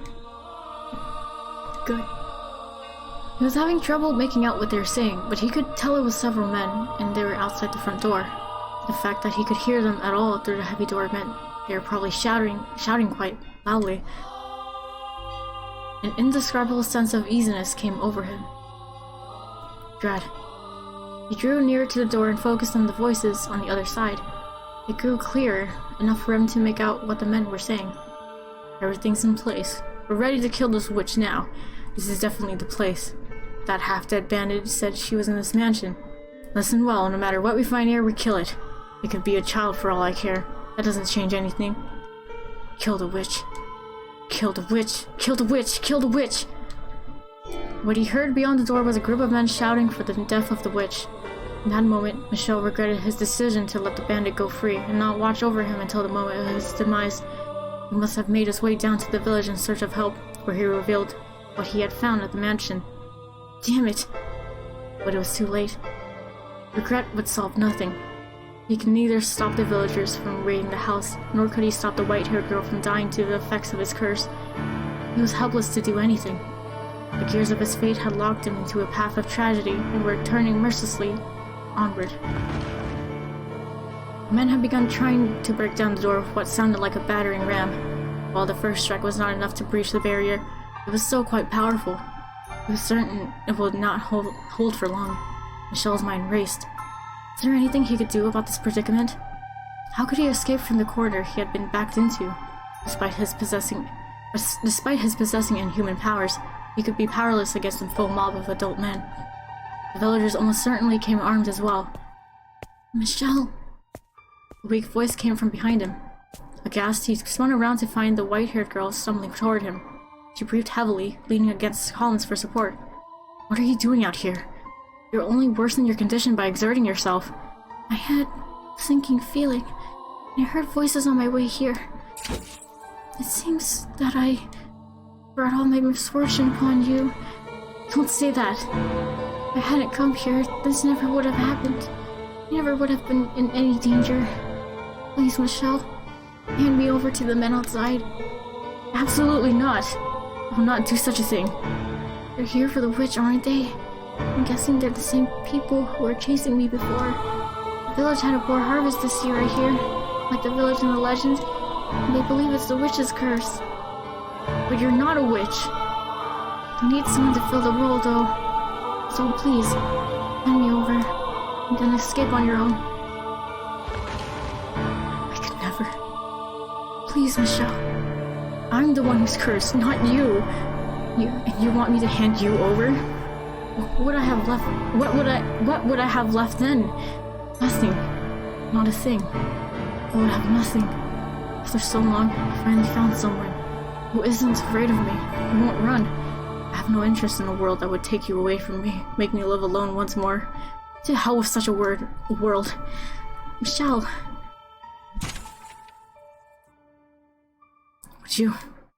Would you be willing to die with me? If that's what you wish, then stay with me until the very end.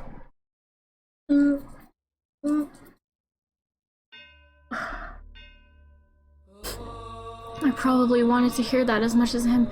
No, not probably. I did. I wanted to have someone at my side as much as him. So lonely not having anyone. To live alone, to die alone. To not have anyone watching over you. Or no one to even know you're dead. I simply wanted someone to tell me they're here for me. To be there. To hold my hand. How wonderful that would be. A sense of utter relief it would bring. Would be enough to cast away all the pain. To allow me to accept all our suffering. So please, tell me you...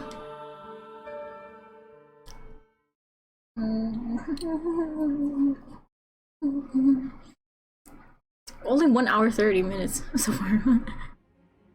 Michelle and the white-haired girl chose to spend their final moments at the top of the observation tower. They could hear the crash of the battering ram against the door, the shouts of the men, and their stomping feet. But despite all that, the ray of light shining through the little window was as beautiful as always. The room's air of serenity remained unimpeached. After the long climb to the top, the white-haired girl was terribly out of breath.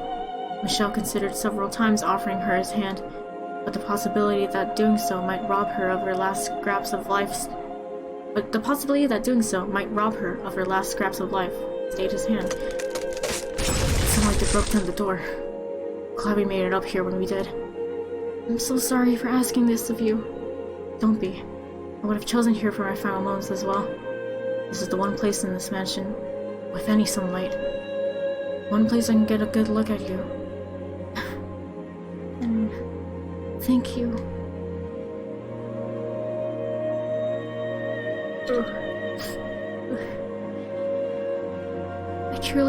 I'm truly glad that I was able to end up here. That I was able to meet you. More than anything, that you said you cared about me. Have I managed to become an essential part of your life? Do you even need to ask? I wouldn't be here otherwise. I feel the same way as you. I'm sure of it. Two of us are more similar than you probably care to admit.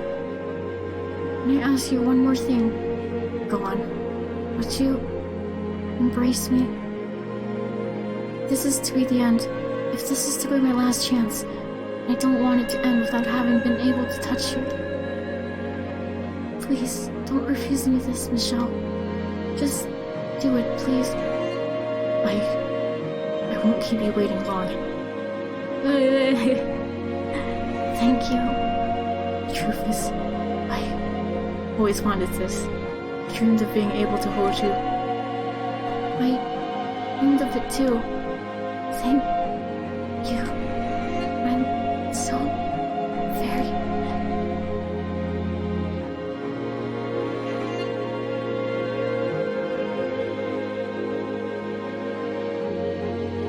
Still so beautiful. A cruel joke.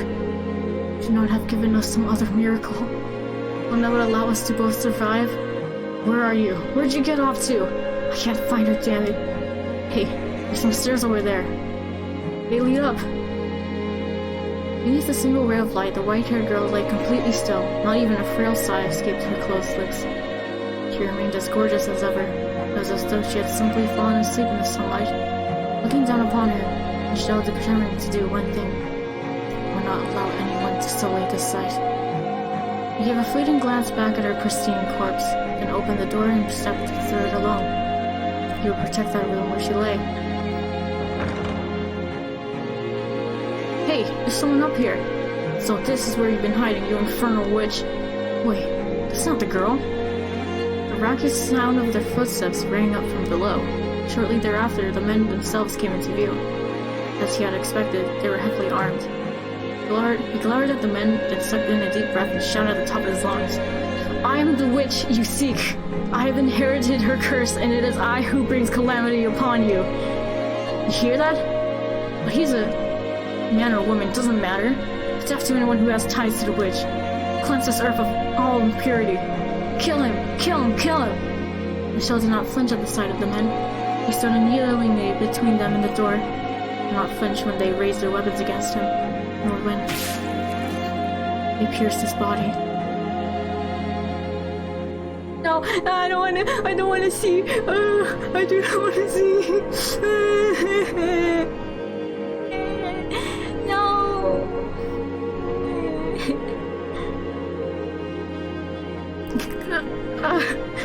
Die and take your curse with you.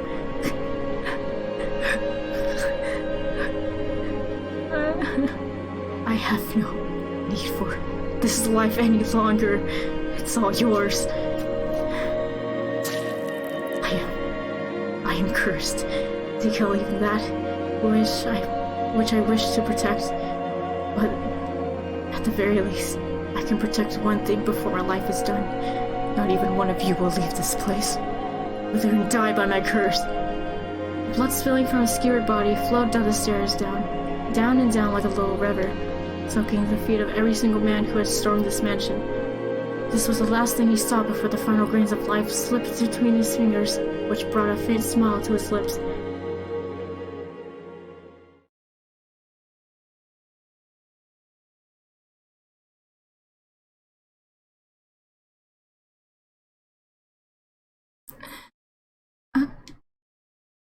Neither of them had expected what happened next, though, for God had a most twisted sense of humor. The white-haired girl had not miraculously passed away without being robbed of her beauty. Why am I still alive? She had rather not passed away at all. Quite cruel of him, was it not? Michelle? Where have you gone, Michelle? Michelle? I smell blood.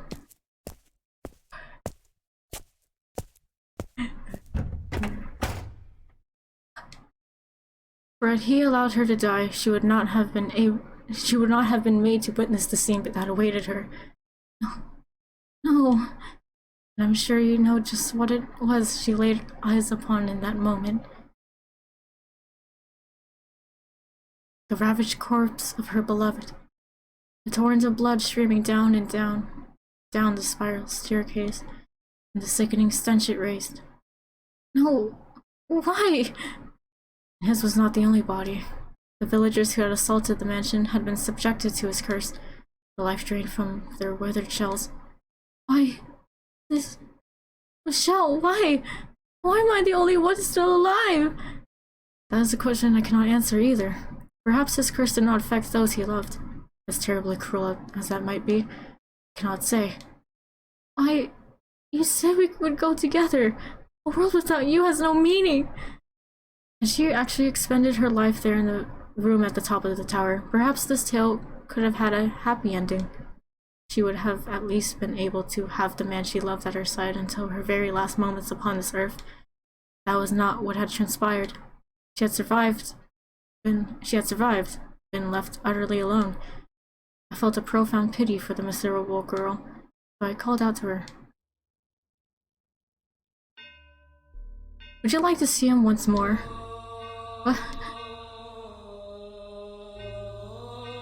have the power to help you meet him again. Who's there? Where are you? You know what they call this mansion. So who do you suppose remains on these grounds? No way. You're in the legend. You actually exist. Now, I asked you a simple question. Would you like to see him again? The witch grants people's wishes, but at a price. She said I wouldn't ask for her assistance if I met her. That's all changed. Now that I've lost him, it's truly possible. And yes, I want to see him. Bring him back to life. Regrettably, I cannot directly meddle with the forces of life and death. However, I can guarantee you this. Your reconstruction. Reconstruction? Correct. To ensure that you remain as yourself in future lives, and are not reborn as someone else. Your body and mind shall be reconstructed, as shall his. If you sincerely wish to reunite with one another, if you genuinely need each other in your lives, you will eventually meet again. All I can promise you is eternal reconstruction. What you make of it is up to you. You want to see him again, don't you? You want to hear his voice again, don't you? You want to feel his hand on your cheek once more, don't you? If that's what you want, then you must remain who you are. If you are simply reborn, that wouldn't be you. So there wouldn't be any point, would there? Me, as I am, and he, as he is. Make up your mind quickly. I will not wait long. I want to see him again.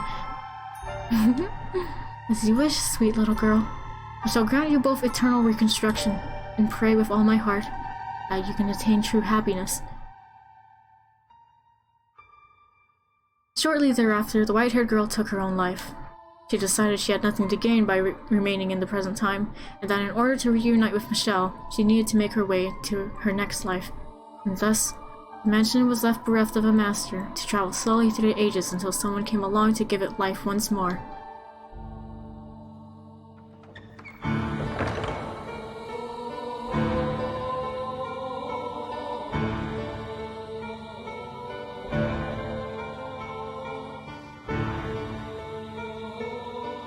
But an unfathomable amount of time have passed, and the two have still yet to reunite. Have they, Master? You know now who you are, do you not?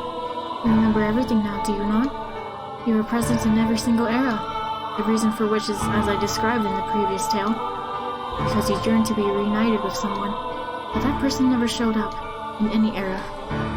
And poor sweet you, having no memory of any of that, lived those lives with other men. Is it any surprise misfortune befell those eras then? The door swung closed, but rather than outside, you and the maid were inside the dull monochrome room at the top of the observation tower. The awe-inspiring ray of light shone not through the long window high upon a stone wall. Wrapped in a curious, impenetrable darkness, you both stood alone in the room. And the maid wore a gentle but brittlely cold smile as she looked straight at you. It is not your fault misfortune befell you. The only force to blame for that is fate. You are always so kind, so pure of heart.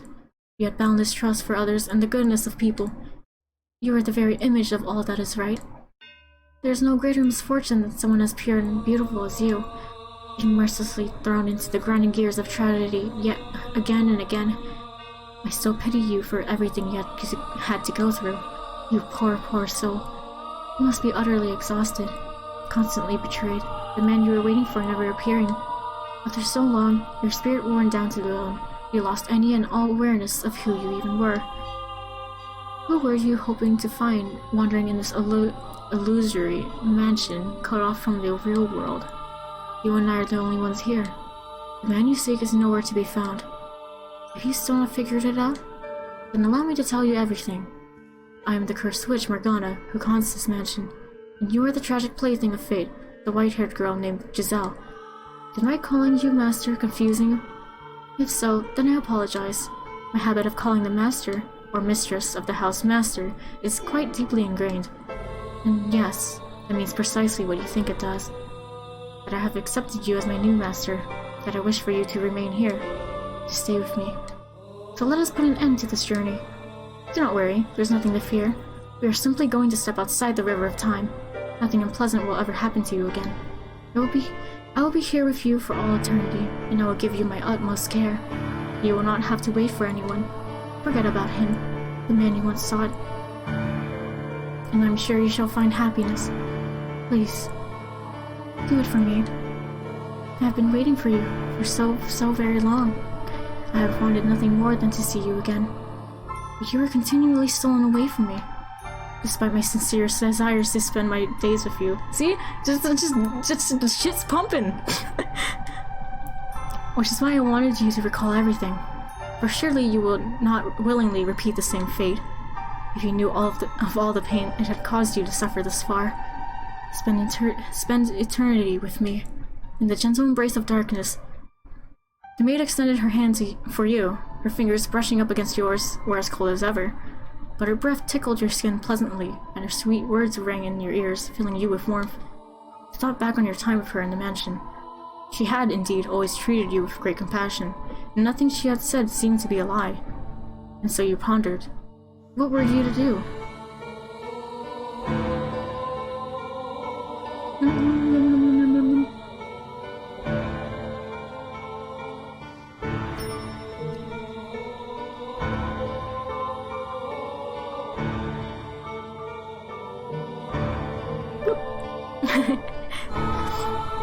What did you want? Do we forget men? Just forget the entirety of men. And be a lesbian. Oh my gosh. We're just like, hold up. Something's not right. I'm fine with that. Forget men. I'm lesbian now. The painting. Oh. You are? Correct.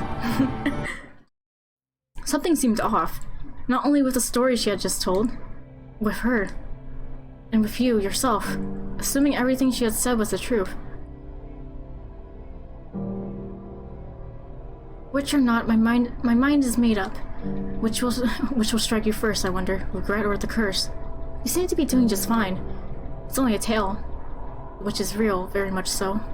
It's not a legend or a fairy tale. The witch is me.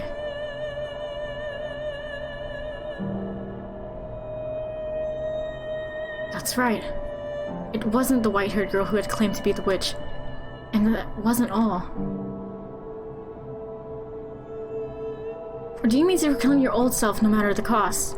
If you do, if you're sincerely prepared to do that, then beware of the tale that comes next. Any tragedy that seems too beautiful to be real is precisely that. Fabrication.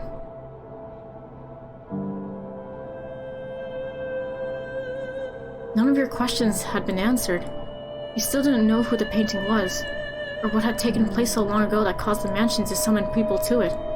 You didn't even know who you were, for that matter. There was still more to be done. You had to find the truth. You needed to find someone. That much was certain. But was the story the maid had told correct about whom? And if it was...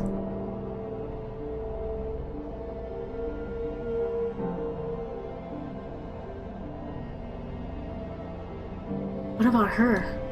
What about the woman whose name you couldn't say? The woman who had so cheerfully called you master?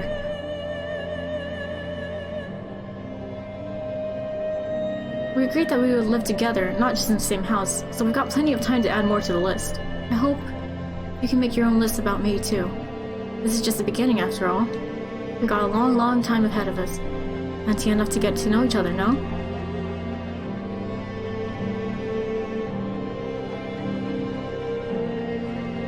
You must say her name. You must take her hand. You must make her smile once again. You mustn't reclaim your old self. It's dark. That's really in the corner. Holy crap. Dark. It's dark. It's dark again. It's dark. Dark. Dark. Dark. Constantly engulfed in darkness. She threw her away every single time. I must break out of this darkness. I'll give you a world that's not cruel to you. I must escape. Take her hand. Because that's the reason. Oh, I've got a wonderful idea. I came here. You can curse them with me. I must return. I must reclaim. We can think of new ways to torture them. We'll all be happier if you stay here. Just think about it. Stay here in this world. You'll be right at home. No. I did the best I could for you, nothing more. This is not where I belong. No matter how much a world of darkness may suit me. You'll never be able to do it. I must reclaim my true self. Swag. I don't know if saving here was pointful, but you know what? Just instinctively have to save at every point. This part is epic poggers. I love. Play yourself. This is brilliant. Do you have any idea how terrible a decision that is? Do you have any idea why I fabricated that story? It was all for you. So stay here. Stay right where you are. The darkness suits you better. Claim yourself. Claim yourself. Remember what someone told you not long ago? That you could handle the stories because they weren't your own? That you were able to bear the tragedies because they happened to others? If it had been your suffering, if the secrets you had kept buried away for so long had come out, you couldn't possibly have endured it. Don't fuck my phone. But you're a sharp one. I'm sure you intend to keep those secrets tucked away forever. Do you really think I'm going to let you do that, though? Whatever you try to hide, I'll make sure your beloved hears every last detail. How foolish can you be? Despite all my encouragement, you still insist on getting your old self back? What do you have to gain from that? Nothing but filthy, ugly tragedy awaits you down this path. Don't get your hopes up, my dear. There's nothing for you there. You have nothing. I'm offering you a place by my side. You should just take it. There's no salvation for you anywhere. None. At all. Anywhere. From anyone. Ever. She has long since lost all grip on reality. And you think there's anything you can do for her now, despite having repeatedly failed to even regain yourself? Well, I suppose if you're going to be stubborn, as much as I don't want to, I have to place a curse on your soul.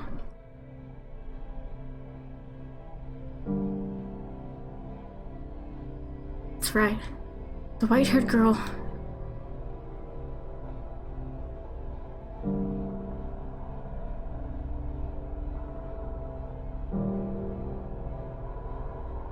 It's never at the mansion.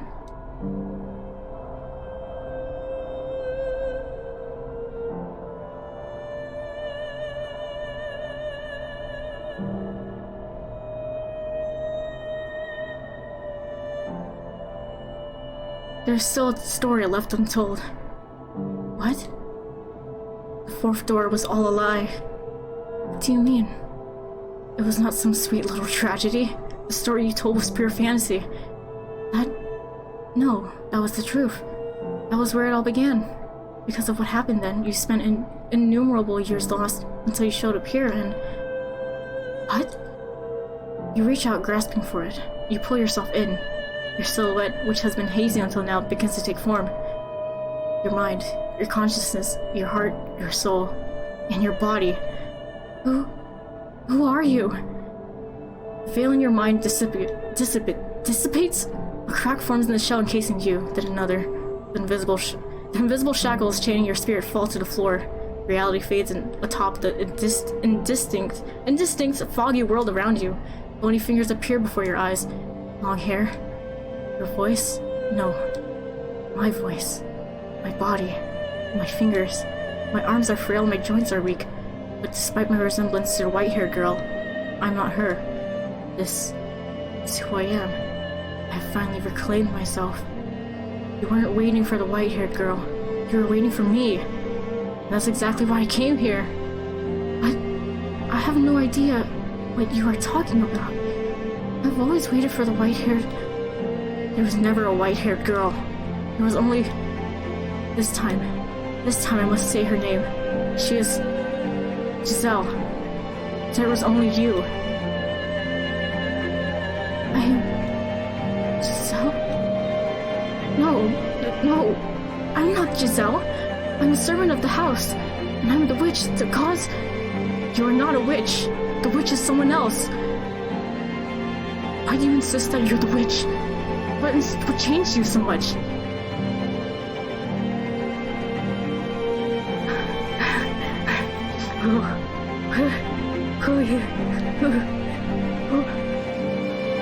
What feelings?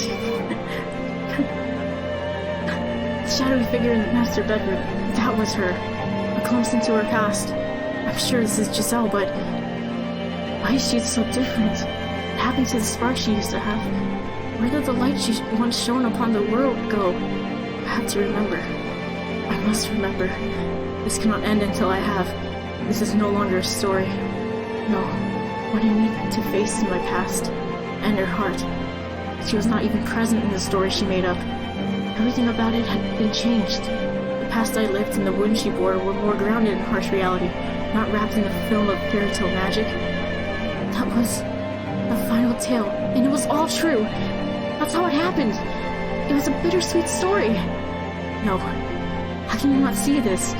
Yes, it was a beautiful tragedy, but was there even a scrap of humanity in it? Behind the 3 preceding doors, there had been a constant thread of ugliness and conflicting motivations, but there was hardly a trace of that behind the 4th door. The characters felt like nothing more than characters. Is that what you want to turn it into? Is that what you want our history to become? Our history? Or what's that? But I don't remember anything at all. You don't remember anything? No, I don't want to. I don't need a past or a future. All I have left inside me is uncertainty. Giselle. No, that's not my name. Please, stop trying to confuse me. I'm fine with things the way they are. If it means I don't have to hurt, that's all I want. So please, just let me keep being the maid. Let me keep being a guide, not some foolish girl. Is that what she honestly desires? Does she want to cast aside her past for good? If so, then...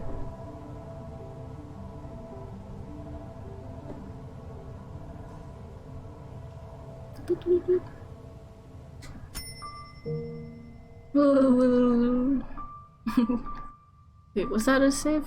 I don't know. I think I saved over that.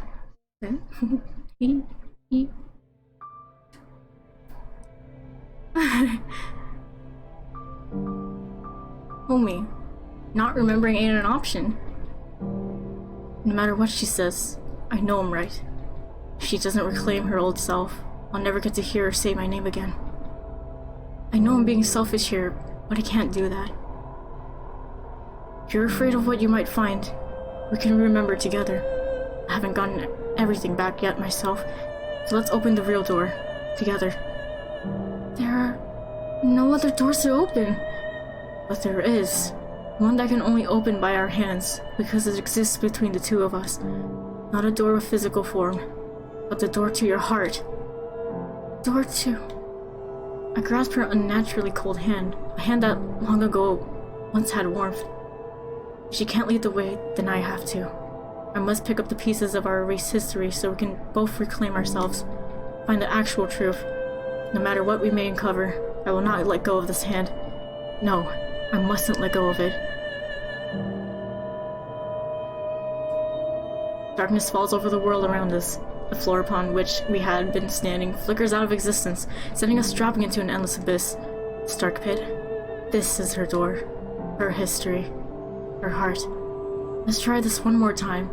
It's not a sweet story by any means. It's a story of betrayal, anger, hatred. We cause each other pain. That's the road we traveled. And down that road lies all the answers.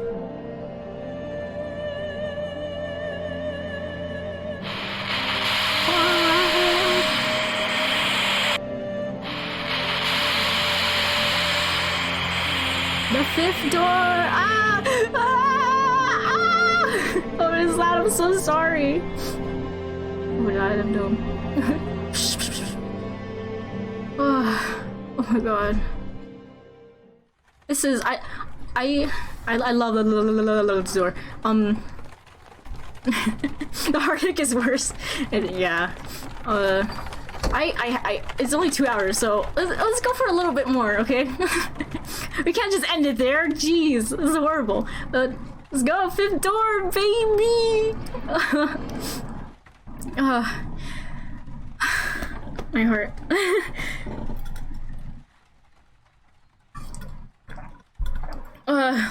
I love this door. Let's fucking go, please. It had been several days since I left the capital, and I could still see when I closed my eyes the people lined up on the Grand Pont, awaiting entry, eager to start a new life there, brimming with hope. It was a city people were willing to pay high taxes to live in. If you were a performer, you can get some of those costs shaved down a bit by putting those skills to use. The capital was harsh on those who wanted in, and apathetic about all who left. It was composed of a powerful nobility and clergy, wealthy merchants and bankers, and a large population of poor. And it was the city I had called home for a long time. I didn't know much about where I was heading. Okay, I think this door is pretty long, so I'll probably have to split it in two anyways. Oh, it's getting foggy. Looks like it might rain. Maybe we should take a little break. You want to keep going? Oh, alright then. Coachman was frustratingly taciturn.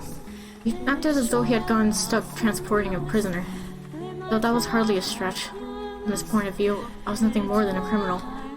Even the times he would acknowledge I had said anything, he made no effort to hide the scorn in his eyes. He'd pretend he didn't regret ever taking this job. And I would just fall silent again. The road was gradually getting narrower. We had long since left the paved city roads behind, and were now traveling along a couple of worn-down grooves in the forest. How did I end up here? Why was I being subjected to this? I was done thinking about it. The more I thought on it, the less fair it seemed. The more I remembered, the worse it hurt. All I could do anymore was close my eyes and weather the storm. Deep within the dense woods, a mansion appeared before us like the world fading into view after a dream. It didn't seem to be an especially large house, but it had obviously been constructed with a great deal of care, and it was, thankfully, not standing in ruins. Was this deep in the forest? The carriage came to a stop and the coachman climbed down, signaling with his chin for me to get out. Thank you. Very much. You must be tired after such a long journey. This is the mansion I'm looking for, yes? But the driver didn't even acknowledge me, getting back onto the carriage and setting off into the forest. He seemed to want to get as far away from here as quickly as possible. I could have said something. Oh well. That was about all I could say anyway. Oh well. I couldn't blame anyone for my being here, or for his wanting to get out. We should get going, I guess. Getting a better look at it, the house's windows were strangely enough all shuttered. It was probably dark as pitch inside. Does no one live here? But if that's the case, then why was I placed my hand on the front door? Such a big door. What if I couldn't get in? I had no idea what else there was in the area. If the door didn't open, then I would die out here in the forest. I had to accept much, but I was not ready to forfeit my life yet. Please open. It's not locked, I guess. The door was heavy, and though it seemed to protest my attempts to enter, it still opened much easier than I was expecting. I was worried over nothing. Looking in, I got the strangest impression that light was being swallowed up into the mansion's depths. Rather than going inside, it felt as though I was about to step outside the boundaries of this world. When I closed the door, it was so dark I couldn't even tell where I was walking. I wonder if the window's open. Though I managed to fumble my way over to a window, it was tightly shuttered, and the shutters caked with rust. I was probably not getting it open without a fight. Darn, not a hint of light. I couldn't even see my hand waving in front of my face. I felt as though the floor would fall out from under me, and I would sink into eternal darkness if I didn't watch my step. Fighting back the fear, I slowly walked forward, tracing the wall with my hand. There was a door at the end of a long corridor. I pulled it open, and a wisp of bone-chilling air brushed past me. It was too dark to see anything, but I could feel something different present in this area than the rest of the house. Uneasiness gripped me. Hello? Is anyone there? Please don't tell me it's actually abandoned. I suppose I can't know without looking around a bit more. My voice simply disappeared into the void. No response. As I pushed forward through the freezing air, for a split second I spotted a shimmer of light. Squinting my eyes, I was able to make out a large window. Unlike the others, it wasn't shuttered. do we have here? Grapes? See a little light beyond. My chances were slim, I imagined, but if there was even a slight possibility of getting some light in there, and here, it was worth the shot. So I pulled open the drapes. The next moment, faint but colorful light shone down on me. It was a stained glass window. From beyond the glass, I could hear the subtle pitter-patter of rain. It had finally started, it seemed. The different colors of light blended into a milky white, dim but wondrous. It's so pretty. It looks like an angel. Why would someone cover this up? It's beautiful. A little more light, it'd be. Please do not touch the drapes. Or the windows. Suddenly I heard a voice, and I could sense someone else in the room. The man's voice was emotionless, neither deep nor high. Before long he came into view, illuminated by dull, orange candlelight. Shell, too! I'm sorry for coming in uninvited, but, I did announce myself. The man stood there practically blending in with the darkness. Had he been there the whole time? He was staring straight at me. His gaze wavered slightly, but not enough for me to read anything in it. Then again, I could hardly make out any detail at all under the light of a single candle. Is this, your mansion? It is. Thank goodness. I was afraid it was deserted. I suspect you would have preferred it if the house were abandoned. Oh, not at all. I would be scared to death staying in this dark mansion all by myself. I'm sorry. No ill will intended. But I do think it could do with some light. That way you could see where you're walking. I'm sure this room would look splendid illuminated. Not necessary. I make do perfectly well as things are. How can you see when it's so dark? I have an abundance of candles and oil for lamps. I am not in want of means of creating light. It is not your place to criticize my lifestyle. You need light, you are free to leave. If you are in need of money, help yourself to some of the furniture. There's a village not far from here. Trade it for food, then make your way to a larger town. I'm no longer able to freely return to the city. Do not go back there. Please, don't chase me out.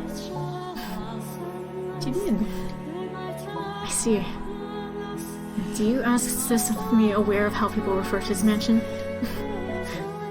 They say that a witch lives here. Not merely a witch. A cursed witch.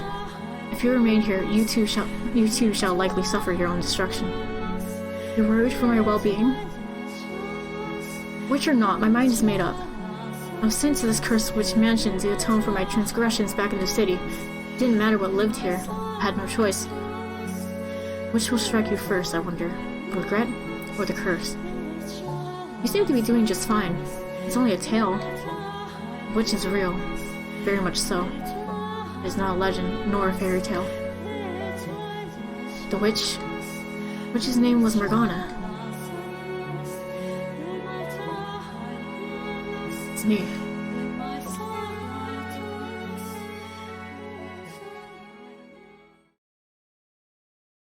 Yeah. This is also a Giselle loving zone. Yes, this is our first encounter. The change of the box means this is Michelle's point of view now. There's nothing flowery or dramatic. It was rather laced with suspicion and wariness. We knew nothing about one another, and I had no interest in changing that, but nonetheless, that was where it all began, where my history of her commenced. Ah, Giselle! Ah!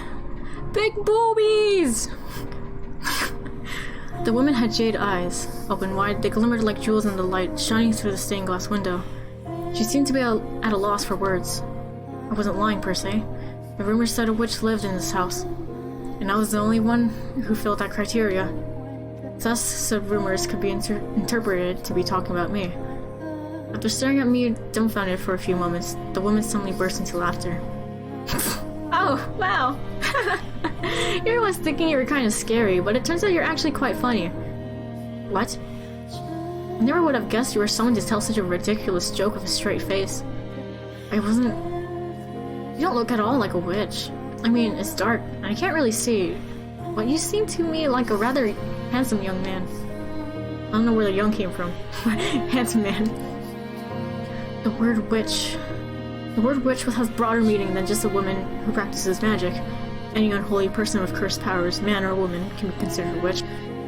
I think I get what you're trying to say, but my mental image of a witch is definitely more a woman. So you're not a witch. To tell you the truth, I didn't know who might be here, which had me rather scared. But I think I can make this work. What do you... It's a pleasure to meet you, Master. Master? I was sent here from your old home. I was an Abigail for your mother, but, well, I might have made a little goof. I froze the moment the word left her mouth. Home. I rattled around in my skull, shaking up terrible memories that almost brought me to my knees. Why, after all these years, were they reaching out to me now? Not even sending someone to bring me back, just sending someone. To what end? For what purpose had they shipped an Abigail out to this remote mansion? What was my mother thinking? Was this another one of her attempts to break my curse? What do you mean you made a little goof? My voice came out weak. I did my best not to let it show on my face. It was a teeny tiny mistake. Nothing you need to concern yourself with. What did Mother say about me? Well, it was actually your father who told me to come here. I never really spoke to your mother much. Father sent you? It made even less sense. Why would he have? Did Father even know I was here? No, if he had known, I would have been... Who was this woman? What was her goal in asking to stay here? Well, there you have it. I'll be here for a while.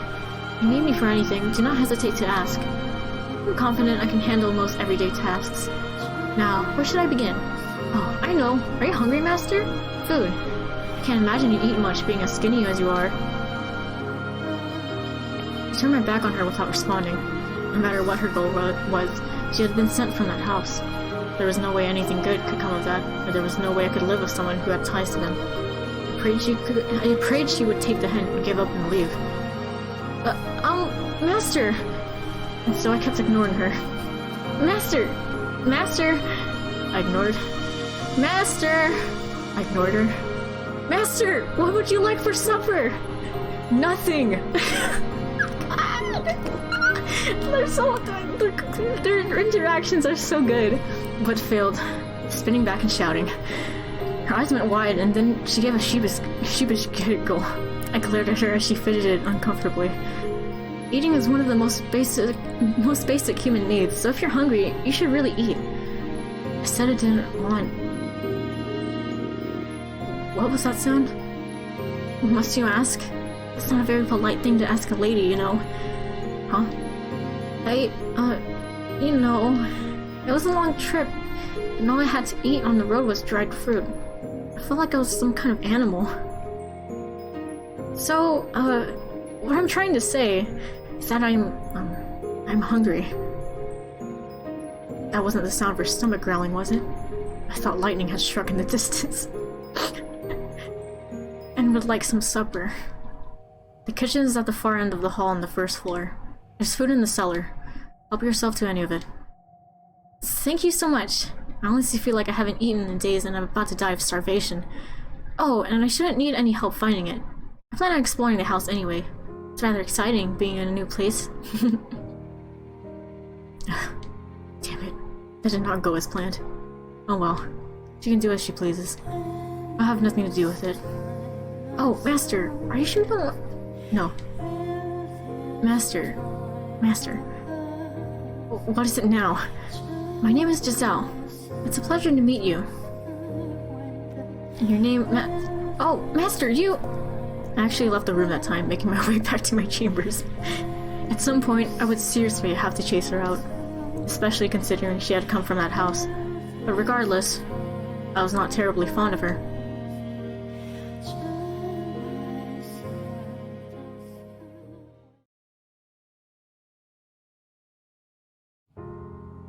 I didn't really understand Michelle, but that was probably because we were still essentially strangers.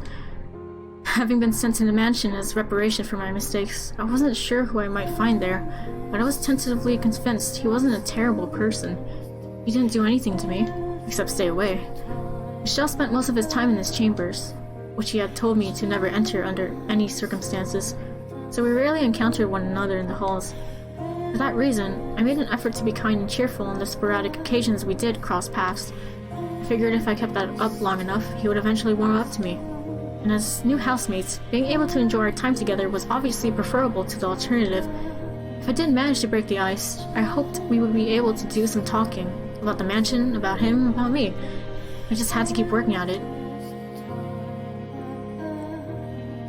Michel didn't need me to take care of him. He handled his own day-to-day needs and activities by himself, and in fact, he didn't ask me for anything. An aristocrat who had no use for a servant. I hadn't met anyone like him before. Alright then. That meant about all I could do was clean. I wasn't sure how his room looked, but the rest of the house was, quite frankly, an absolute disaster. The dust was so heavy it was obvious it hadn't been touched in years. Let's get started. It couldn't be healthy to live in these conditions, so I set out to clean each room in the house one by one.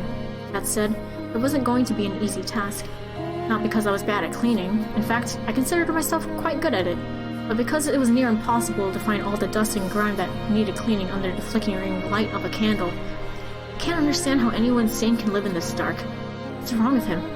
Maybe he's actually a vampire. Oh god. Wouldn't that be something? I can see it now. I'm sneaking out every night to suck the blood of pretty girls. Priceless. That means I'm in trouble! Look at me, this one-woman comedy show here. Yep. If I am able to get him to warm up to me, though, maybe that'll give me a little more room to make some changes. Like opening some windows. No light and no fresh air. No thank you. Yeah, oh, it just sounds so expressive. I love her. So human. Anyway, I set the candlestick down, pulled over a chair to stand on, and started wiping down the shelf. Oh no, I missed it. You can... wait. What? Oh, we're on the 5th door now, sir. You can watch the VOD. The chair's legs seemed uneven as the wall was slightly beneath me. So many books. I wonder, did they all belong to him? Any parchment was expensive, so it was rather astonishing seeing this many stacks of it in one place. There were even some books with bulky, extravagantly decorated covers. He does come from an esteemed family. I spent enough time in his family's home. It was a constant bustle of servants and guests, the exact opposite of what this mansion was like. Why had he left his home? What had he done to be sent all the way out here, to this remote mansion with a less than savory reputation? Need to be careful not to overstep my bounds. I am a servant now. A servant. But once more the thought had crossed my mind, I couldn't get it out. I'd always had a bad tendency to chase my curiosities as soon as they struck, pushing to scratch the itch no matter how much my actions annoyed others. I couldn't do that here, though. I was simply a servant, and if I got on Michelle's bad side, I risked getting thrown out. I wonder what kind of books he's got in here. So I attempted to distract myself. I grabbed one of the books and attempted to pull it out. What? But the strings binding the parchment must have gotten tangled at the back. Whoa! Because the books on either side tilted back with me. Ah! Then the entire row came crashing down on top of me. Ow. Oh, for cripe's sake. I had fallen off the chair and the downpour of books was still coming down on me, a mountain of dust with it. Seriously? What are you doing? What? Suddenly Michelle was there, looking down on me from a little ways away. There was, as usual, not much I could read from his expression, but I could hear a vague trace of exasperation in his voice. I was doing some cleaning and... impressive work. I'm usually better than this. It's just so dark. Mistakes should be expected. I really think we should open some windows, Master. Get some light, some air flowing through here. I never asked you to clean anything. You did this entirely yourself. But there's so much dust. Can't be good for you. I'm perfectly healthy. I don't see the problem. Had he even seen himself? No way someone that skinny was perfectly healthy. You look like you have something to say. You can make out my face in this darkness. Oh, you know, I want it to be useful, and cleaning is about all I can do here, so, you know, I was sensing something else, but alright. He let out a sigh, stepped over toward the pile of books, and then reached his hand down for me.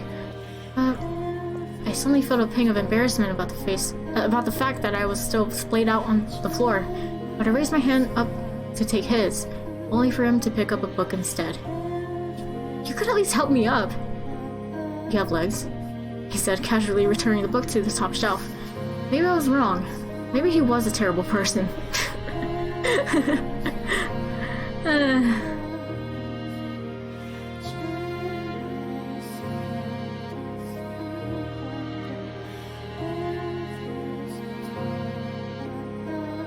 So, Master, are all these books yours? Giselle asked, not a trace of remorse were visible on her face despite having made a mess of the room she was supposedly trying to clean. I gave a curt nod. Really? That's impressive. Must have been hard work getting them all in here, huh? There's got to be 100 books here. You could fill a whole carriage at least. It's like you got your own personal library. She'd been pouting only a few months earlier, but her smile was back in short order. Her jade eyes were like little balls of curiosity, glittering in the faint candlelight. I was not particularly fond of overly expressive, rather overly curious women. Did they not care that they trampled uninvited into other people's personal spaces? Or were they not even aware that their actions were invasive? I averted my gaze from hers. I received one roughly every month. Ah, I see. Wait. She turned back toward the shelves. I presume she understood the implications of what I had just said, with the fact that there were nearly 100 tomes here, and I received only one a month. Giselle fell silent. I couldn't blame her if she thought my circumstances, or my family, or my life bizarre, but I didn't care what she thought of me. In fact, it was to my advantage for her to be uncomfortable. I just needed her to stay quiet and keep her nose out of my business. There's more than I thought. I said not to her, but to myself. I had no reason to count the passage of time anymore. Only the books served as a record of how long I had been here. 121! What? There are 121 books! 10 years and 1 month! You were counting? I thought she had just sheepishly gone quiet. What an inscrutable woman. You've been here in the mansion for that long? By yourself? Truth was, there had been times when I wasn't alone. But Giselle had no need to know that. You already know the answer. A look of pity formed in Giselle's eyes. Enough. I never asked for her sympathy. I'm here by choice. You mean you weren't banished here? No restraint, this woman. No. I came here of my own volition. I didn't care enough to elaborate, though. Picking another book up off the floor, I brushed the dust off its cover. It was a gaudily decorated tome. That's a very fancy book, isn't it? But apparently Giselle was unable to take a hint. What's it about? I let out a sigh and opened to no page in particular, sticking the book out toward her. She was a servant. And a woman. There was no way she could read. Let's see here. This land is hardly suitable for cultivation. It can only produce sour grapes. I would probably get more out of it if I tore down the fields and make it into a market. Sounds like a lord's diary. You can read? I was caught slightly off guard. It was rare for a noble woman to be able to read and write, let alone a servant. Was she truly what she claimed to be? I had someone teach me. So, is this book any interesting? It's still a worthless tripe. I can't imagine why anyone thought it was worth binding. It's a tough crowd. But it's not very often you get to see the Lord's diary. I'm rather curious what kinds of things he griped about. Lord or King, what value was there in another grumbling? There was no knowledge contained within that book, just emotions, and sightly scribbles. And there was nothing more exhausting in this world than being emotional. If you want to read it, be my guest. That wasn't my intention, but alright. Once I've got the whole mansion clean, I'll read it. I told you, you don't have to clean. Oh, I got an idea, Master. If you're interested, maybe we could read together? Did you hear a word I just said? It's still a worthless tripe. Still, you might see it differently if you read it with someone else. And I'm sure there are some books here you would enjoy, Master. You're wasting your time. It really is exhausting. The suspicion of restraint budding between us was trite and insignificant at that point. She was still smiling after all. If I had been able to maintain that distance, then perhaps I wouldn't have ended up hurting her.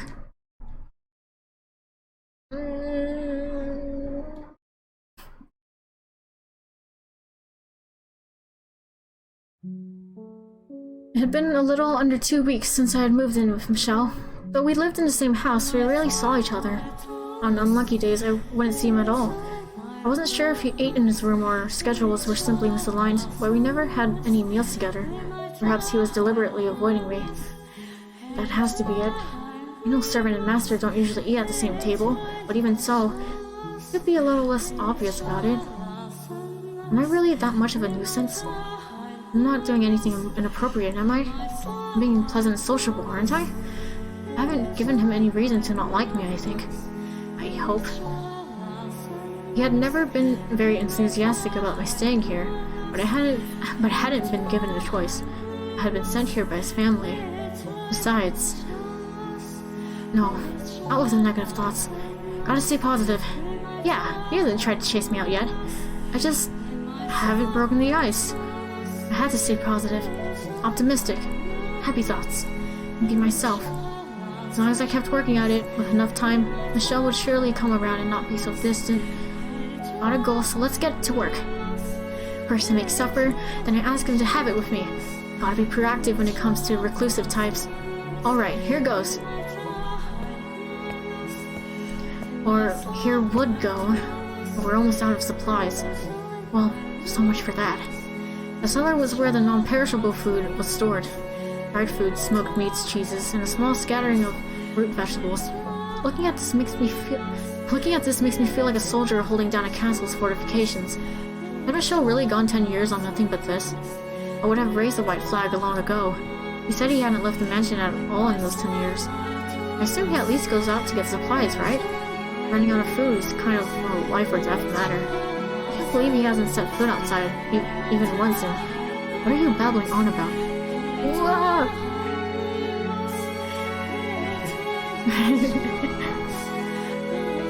Oh no, you overheard me. I assumed you were talking to someone. Huh? Does anyone else live here, Master? I haven't seen anyone. It's just the two of us. Alive, anyway. You mean there are ghosts? Something of the sort. There you go again with the jokes. I'm not a child, you're not going to trick me like that. There are adults who believe in such things. I suppose. I don't really believe in ghosts or demons or curses or any of that. The church just tries to convince people they're real so they can squeeze more money out of them. Am I going to have to turn you over to the church, you blasphemer? No. I pray every day, honest. I don't particularly care either way. I'm returning to my chambers. What? Already? You didn't, come down for food? I only came down because I heard voices. A moment.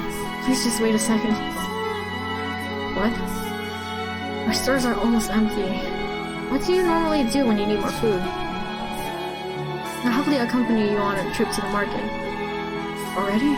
That was fast. There are two of us. I really don't eat that much, do I? In the dim light, it was difficult to make out Michelle's expression, but I thought I could see a tinge of annoyance on his face. Hold your ground, Giselle.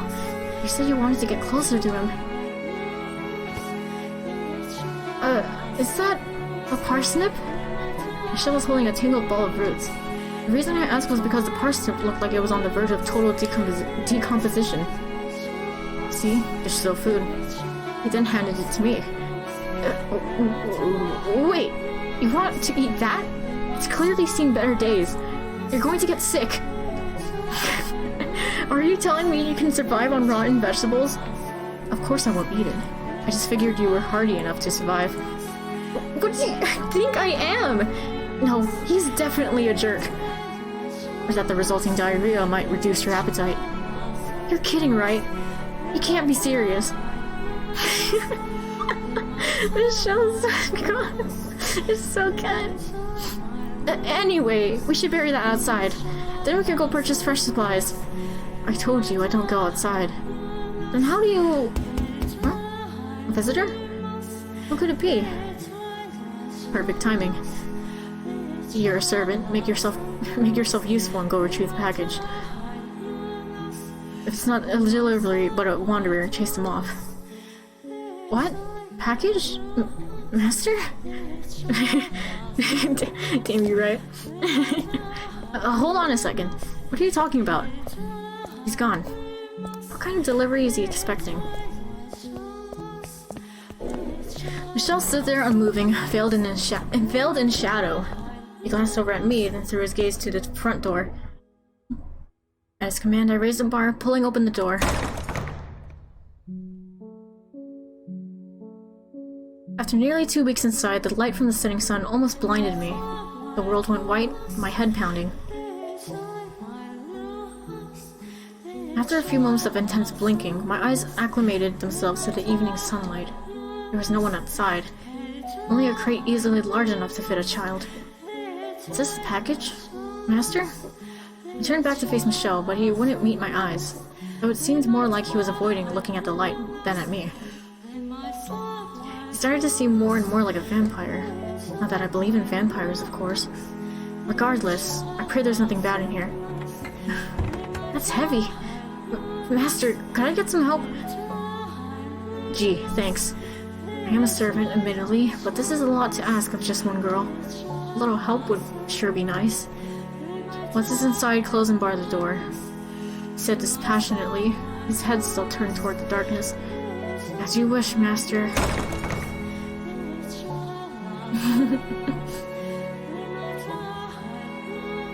Once the door was shut, I found myself sucked back into a world of darkness. Your brain is pulsing. Oh my gosh.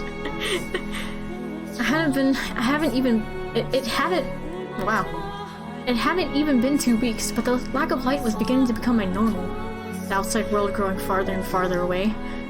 Being holed up in here is definitely not good for me. I should go for a walk sometime. Maybe plant some flowers or vegetables. Yeah, I like that idea. Maybe I can grow that old tango of roots into some fresh parsnip. What else do we have to plant? It'd be great if there were some flower seeds. What are you doing? Open the box now. As you wish, Master. Oh, there's food inside? In the box was a burlap sack filled with berries, root vegetables, and smoked meats, as well as an assortment of bread, fruits, and wine. Aside from the fruit and bread, everything else was the same as what Michelle kept in the cellar. And buried beneath the burlap sack was a single book. 1 book a month. He really hasn't gone outside in 10 years. It appears you have begun to grasp the situation. Yeah. But why? This was delivered by someone from your house. Master, wasn't it? Servant, I assume. Why would they leave without saying anything? No one wants to talk to a cursed man. In the past, they would occasionally check on me, but that hasn't happened recently. You think you're cursed? Right. You don't believe in curses. Then come up with your own explanation. An excuse for them to want to stay away from me. But, for example, I killed someone, or maybe that I'm insane. I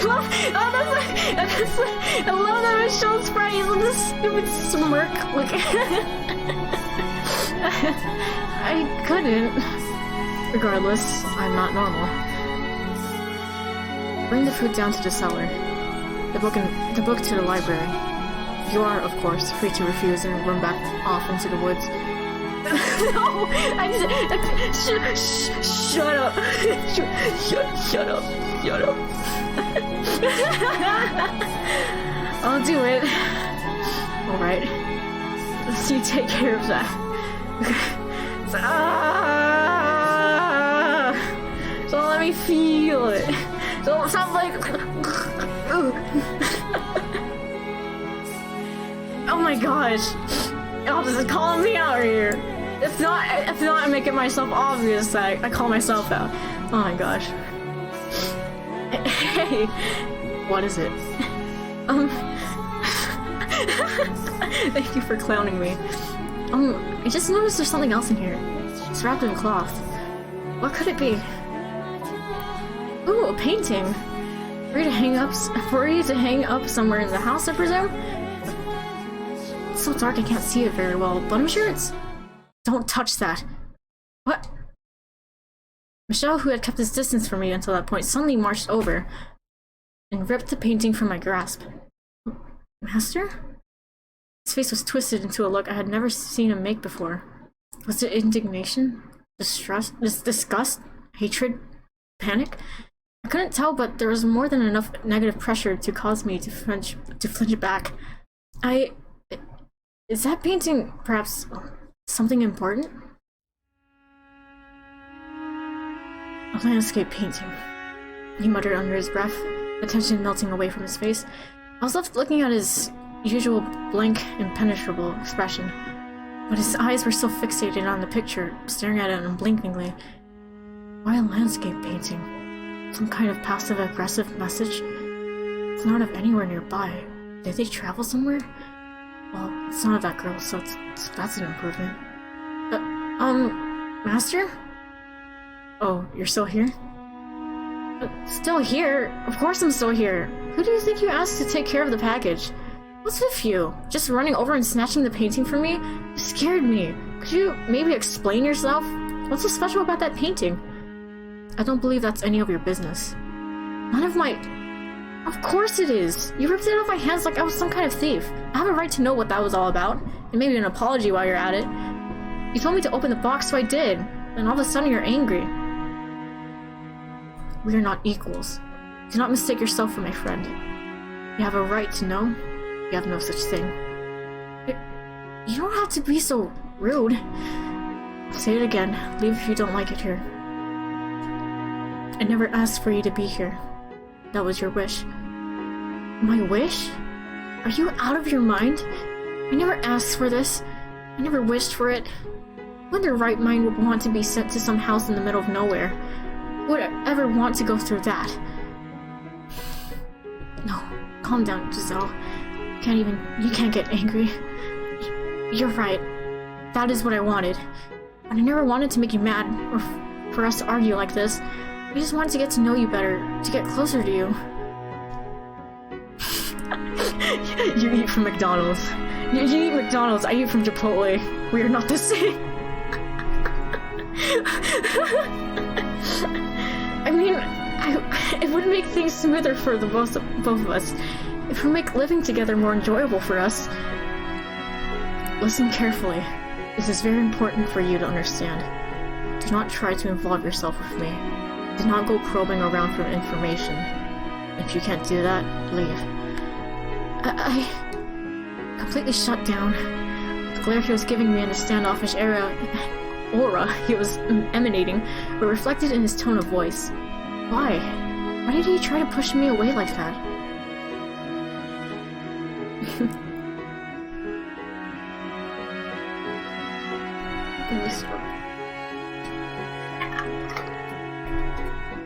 It seemed Giselle really didn't know much about me. Despite being sent here from my house, she was unaware of the monthly deliveries, as well as the reason why I lived in the mansion all by myself. Why, though, would they not have told her anything? Why had she been sent here, left completely in the dark? Giselle looked up at me, fear and bewilderment in her eyes, though I thought I could see a glint of suspicion beneath it all, like her true feelings were bubbling to the surface. Everyone had darkness in them they kept hidden. No one was exactly who they appeared to be. She was undoubtedly thinking I'm not here because I want to be. I knew from the moment I first saw her that her bubbly, sweet effect was all facade. Had she thought I was dense enough to not realize? She was no different than anyone else. What I didn't understand, though, is why she refused to leave no matter how hard I pushed. What was she hiding beneath that innocent-looking face? What was she thinking? What did she carry on her shoulders? Everyone is hiding something, deceiving those around them. I had to figure out what she really was. May I ask you something? Yes? On the day you arrived, you said you made a teeny-tiny mistake while working at my family's house. Tell me about that. What did you do at the Bellinger... How do you say that? Bellinger? Bellinger? But it's French, like... Bellinger? But... Someone help me. I could have pronounced that wrong the whole time.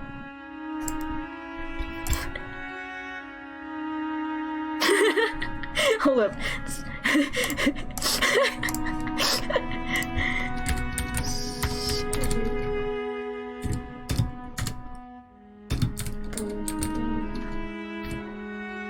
Bollinger. Danger. Blink. fatamoru.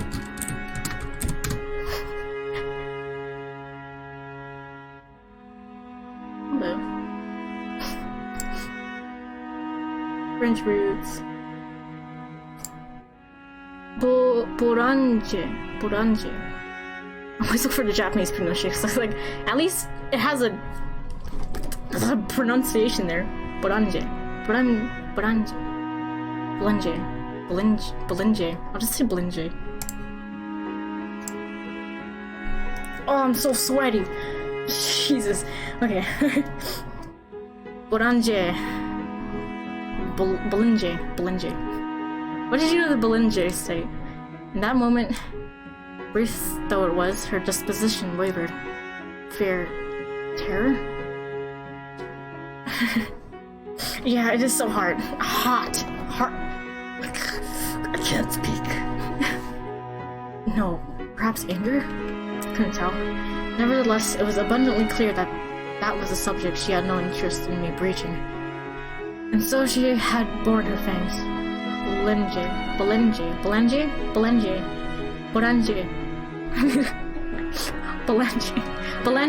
I'll just say Belinge.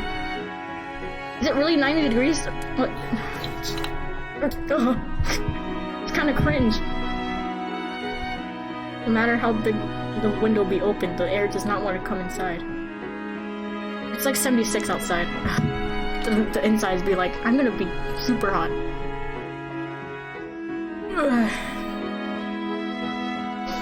The smile she donned now was visibly forced. It's nothing you need to concern yourself with, Master. I promise, it was an insignificant little thing. She couldn't say. Why couldn't she tell me? What had she done there? What did this woman know about that house? What did she know about me? What was concealed beneath that smile of hers? I am the master of this house and you are the servant, and still you refuse to tell me? Like I said, it's nothing. There's no reason to bother you with a mere servant's personal blunders, Master. What are you hiding? I'm not hiding anything. Then you should be able to tell me exactly what you did at the Belinge estate. Like I said, tell me. Tell me. You won't tell me a thing about yourself, and yet you demand others tell you about themselves. Here you are practically threatening me, demanding I tell you something I don't want to talk about. And yet you still haven't told me anything about the painting. So I was right. You do have something to hide. How many times must I repeat myself?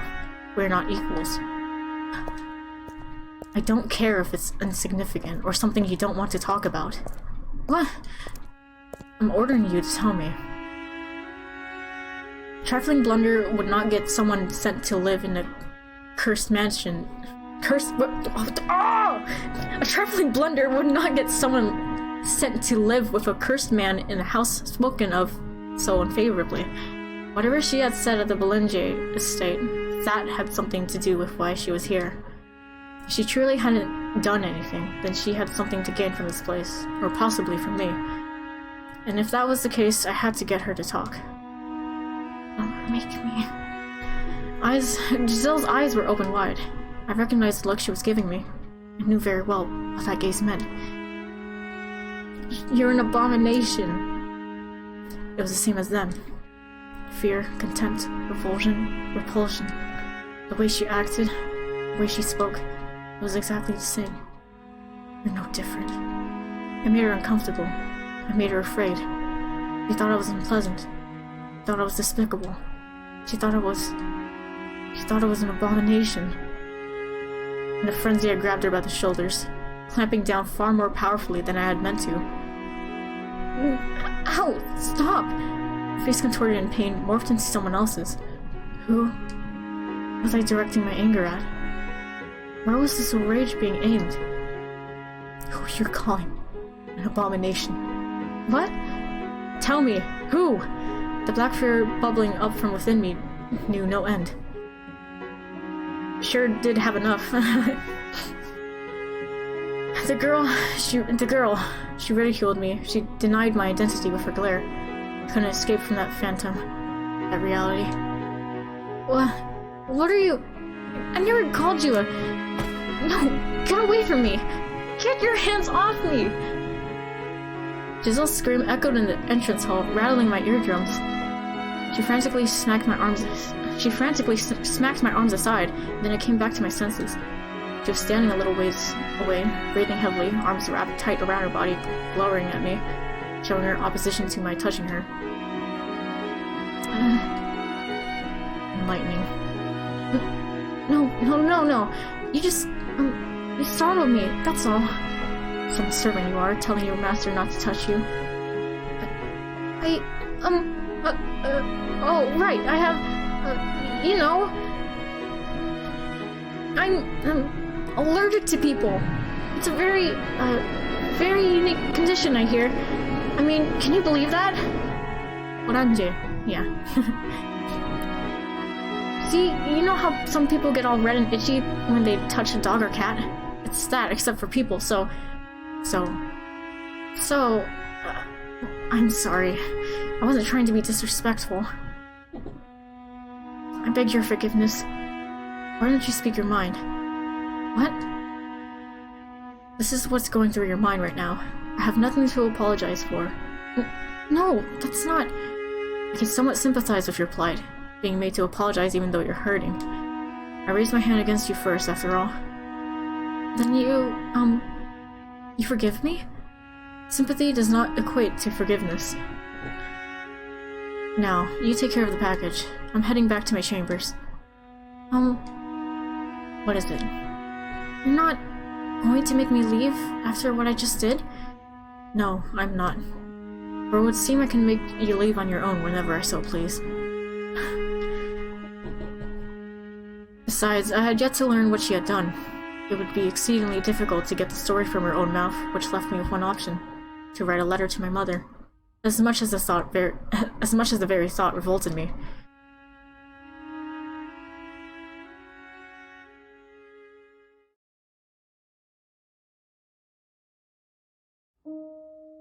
Several days had passed since the package arrived. The end of my third week living in the mansion was drawing near. Michelle wasn't getting any friendlier either. He continued to either snub or bluntly dismiss me whenever we crossed paths. I didn't understand why he acted that way around me. But there was little point in asking when he seemed to think there was little point in talking to me at all. Although at first I had been sure there was some way to get him to warm up to me. The more time I spent in the mansion, the more my willpower began to feel like it was at its breaking point. I could tell myself to stay positive until I was blue in the face, but it would only work for so long. The one pretty place in the whole house. I'm glad he hasn't covered it back up. Blue moonlight shone quietly through the stained glass window, faintly illuminating some of the room. I hadn't noticed until now, but the room with the stained glass window appeared to be modeled after a chapel. Rows of pews faced the window, below which sat what used to be a pulpit. What? It really isn't the OST? Please say psych. There was very little left of it, though, and an awkward length of silver was mounted to the pulpit's front face. Oh, I see. What was, I assumed, formerly a cross. On further reflection, rather than facing the window, the pews seemed to be pointed at the pulpit, or perhaps the cross hanging on it. I wasn't sure why there would be a chapel in a mansion, but I had no one to ask about it. For a house of this size, a statue of Christ or the Virgin Mary seems more appropriate. It's a very well-made chapel, at any rate. I doubted Michel had it built for himself. There would be no reason for him to cover the window if that were the case, nor had I ever seen him come to pray. He doesn't seem like one to believe in God. God. I'm not even sure if God really existed, then surely the world would be a much more pleasant, peaceful place. No unfair disparities in money or power, no senseless misfortune. I certainly wouldn't have found myself here either. But God was evidently quite fond of giving mankind trials, so he would probably tell me with a straight face that this was one too. Or perhaps he simply had a false impression of him, and he didn't actually give us anything. He merely sat back and watched from somewhere far, far away. It wasn't his job to bring peace to the world or ensure our laws were fair. That was all mankind's responsibility. What is God? What are angels? I have no idea. Maybe the Bible has answers. Why should I pray to someone so far away? How do I know my prayer is even getting there? But still, it's not like I have any other options. Yeah.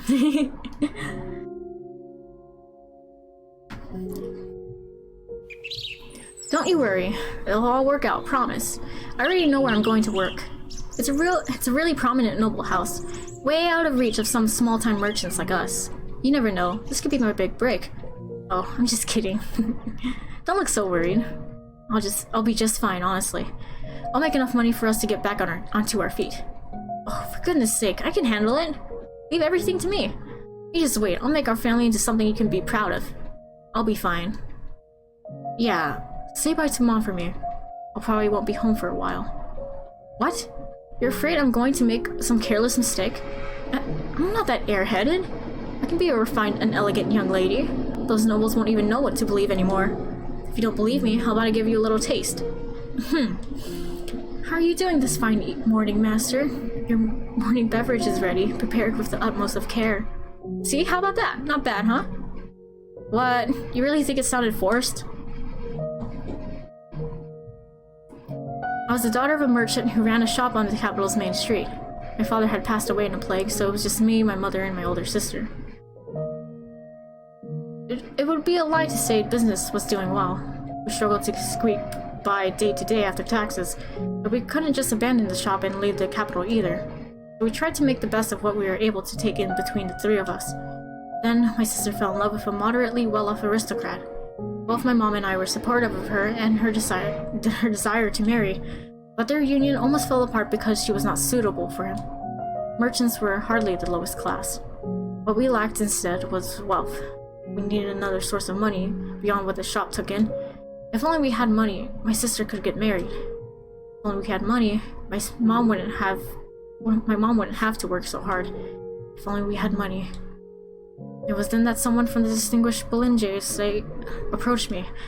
I'm always gonna pause after I read that. I'm like, is that right? He said they were in need of Abigails and would love to have me. He said that if I agreed to work for them, the Belinge estate would take care of my family. Generally speaking, noble houses took Abigails from other, lower-ranked noble houses. It was unthinkable for someone of my status to receive such an offer. So I took it as a once-in-a-lifetime chance and accepted the offer.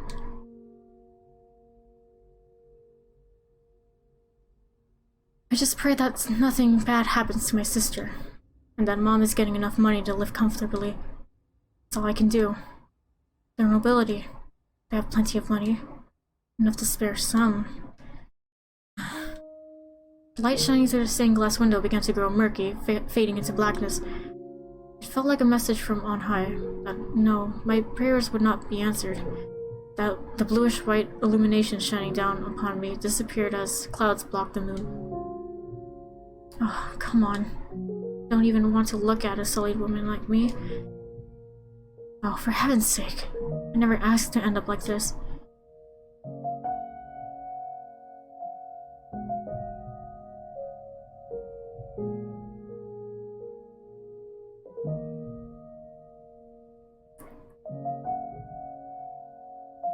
Their nobility.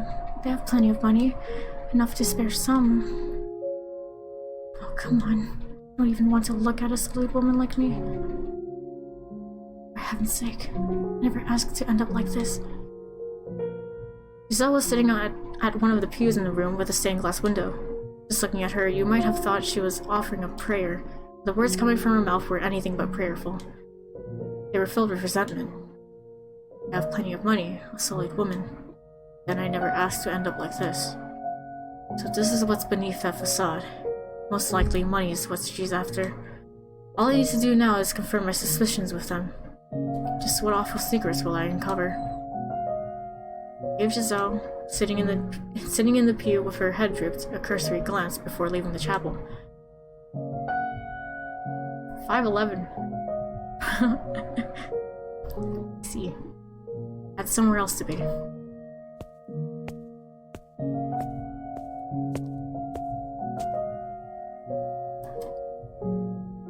Beekman. Oh. The bitterly cold outside air felt like dozens of needles flowing into my lungs. It had been so long since I stepped beyond the mansion's walls. A thick mist canopied the night sky, blocking out the moonlight.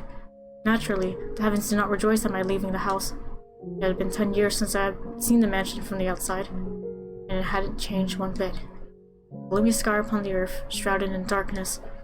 Hardly the kind of place someone would enthusiastically approach. Nevertheless, it was better than that house.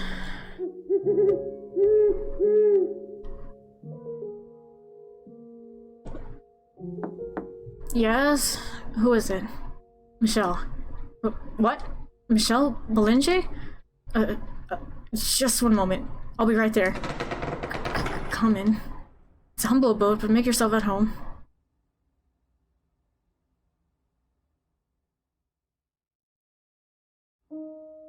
Wow, I must say this is rather unexpected. Just one word and I would have been up there in a heartbeat. And how was I supposed to do that? I am regrettably fresh out of carrier pigeons. Right. Yes. My apologies. This man living in a small cottage not far from the mansion had been hired by the Belanger family, his job, to watch over me. That said, we never actually interacted. He was tasked with keeping track of whether I was still alive, and whether I remained in the mansion. A monthly package for my family was delivered to him, which he then passed on to me. It was insipidly convoluted, but it was indicative of how much they wanted to avoid anyone learning about me. Well then, what can I do for you? The manservant was visibly rattled. Afraid too. But not because of the difference in our social ranks. I had a pretty good idea what he had been told about me. He was afraid of me. Or more specifically, my curse. People fear that which they cannot comprehend. Not just children, adults as well. They fear demons, witches, and curses. Anything impure or not of this world. But it had long since gotten used to being viewed as such. It didn't sadden me. It didn't disappoint me. It didn't pain me. Some things were too foolish to concern yourself over. Though it certainly doesn't make me feel good either. I was, on some level, annoyed. That woman's appearance at the mansion had created ripples in my once tranquil life. So before I got into the real reason for my visit, I decided to take out a bit of my frustration. Raise your head. There's no need to be afraid. I don't know what you've been told, but I promise I don't bite. How rude of me. You're right. My sincerest apologies. Your job is to keep watch over me. If the mere sight of me has you trembling, what will you do if I try to run? I would have little trouble escaping. That would be quite unfortunate. What would I ever tell your mother? I'm not sure that would end well at all. You could lose everything you've been paid so far. In fact, you might be lucky to get out with your life. Surely your mother would not. You're aware of who you're dealing with, right? Michelle, the cursed youngest son in the Belanger family, who made a pact with the devil. I don't need a blade to take your life. You wouldn't even make it back to report anything. Have mercy, Lord Michelle. Please do not leave the mansion. Please, spare me. Only joking. What? I don't have the power to kill by way of curse. Just pranked him. The man fell silent, but the look on his face said, "You are cursed, though, aren't you?" Once someone's got an idea planted in their head, it's nigh impossible to get rid of it. I'm so cursed that anyone can see it. That I need to be locked away in a dark mansion. I'm here because I had a question for you, not to warn you that I plan to run away. A question? For me? Yes. Approximately 3 weeks ago, a black-haired woman came to the mansion. Tell me what you know about her. I was told there would be an Abigail coming, but that's all. I don't know anything else about her. I swear, that's all I know. I haven't been told anything else. I believe you. I never thought they would tell you anything. Right. He had been hired to observe me, but that's all he was. A hired hand. He wouldn't be privy to the Belanger family's internal affairs. Take this. A letter? I need you to deliver it to my mother. You could have just left it in the box from this month's package, and I would have collected it when I dropped off the next one. I am in urgent need of information. Will you do this for me? Yes. Why, yes, absolutely. I'll fetch a delivery boy tomorrow morning. Much appreciated. Good night. You too. Do take care. Oh, to be a sexy cursed Frenchman locked away in a mansion. Lord Michel. Yes? Is it true that you don't have... Would you like me to sew your mouth shut so you can never open it again? Not at all! My sincerest apologies, Lord Michel. That was horribly disrespectful. Good night. Cursed I most certainly am.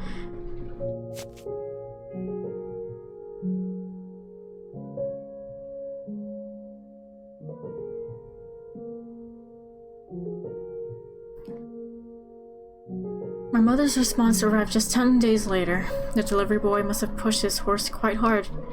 It was almost exactly a month after Giselle had moved in.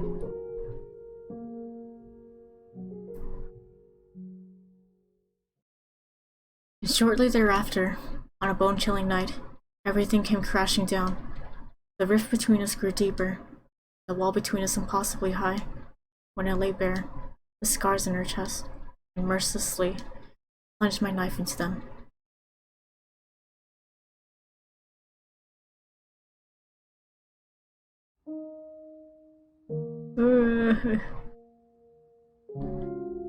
How did we get to this point? I hate everything. My spirits were getting darker and darker, like they were slowly sinking into a deep morass. I had been at the mansion for a month, and every day since felt twice as long as it should have. I had been optimistic at first. I'd even had a little hope that me and Michelle could get along together, but it hadn't taken long for that hope to be shattered, and the cheer locked away inside me. We lived in the same house, but we never spoke anymore. On the few occasions we did cross paths, he just gave me a cold glare and nothing more. Scorn and suspicion in his eyes. Whenever he looked at me like that, it felt as though my throat was being constricted, like I was deep underwater and running out of air. My very presence in the world was a crime. I never would have imagined just how agonizing constant rejection was. I started despising others, despising myself, despising the world, convinced there was no one who could set me free. I considered running away from everything, rather than live like this another day, but I would have done so long ago if that were actually an option. If they found out I had fled, that I had acted outside their wishes, my mom and sister would pay. I had succeeded in allowing my sister to get married and my mom to live comfortably. I had given them happiness. I couldn't take that away from them again. Not after what I had to go through to do it. No, cut that out. Getting way too depressing, Giselle. Pull yourself together. That's not who you are. Be positive. The negativity didn't only come from my interactions with Michelle either. No, there seemed to be some kind of terrible presence within the mansion that twisted people's hearts. The mansion was, in fact, a bit of a local legend, which I had been informed about before being sent here. People claimed it was cursed, and that an evil witch had lived in it for many, many years. Michelle joked that he was a witch, but I didn't believe him. I'm not usually one to believe in magic or curses at all, but being here so long, I can't help but wonder. Anyway, things can't go on like this. If I was to remain in this house, the situation needed to improve, a lot. I was going to lose my mind if things kept up as they were. I was ready to give up once. But I'm going to try closing the distance between us again. If I could get him to open up even the tiniest bit, then maybe that would make living here a little easier. I wasn't going to try to make us best friends or anything, just repair our relationship enough that being around each other wasn't torturous. Got my work cut out for me. How do I even begin that conversation? Heck, what is that conversation even going to be about? Maybe I should hold off, do it another day. No. Made up my mind to do this, so I should get to it quickly. The longer I wait, the worse things are going to get. And eventually, there won't be any fixing anything. We need to talk. We need to be in the same room for more than 10 seconds, and we need to get to know each other.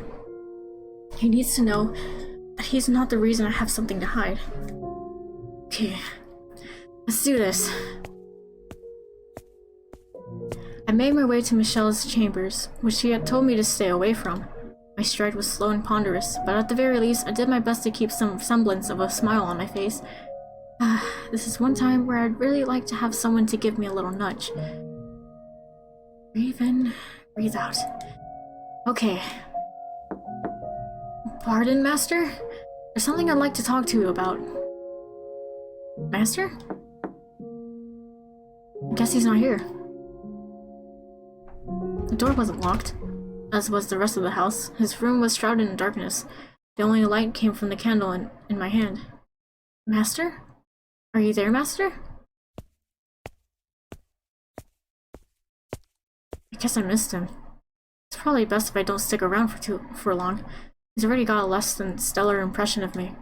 I don't want to imagine what'll happen if he thinks I've been snooping through his room. Yeah, I should get out of here.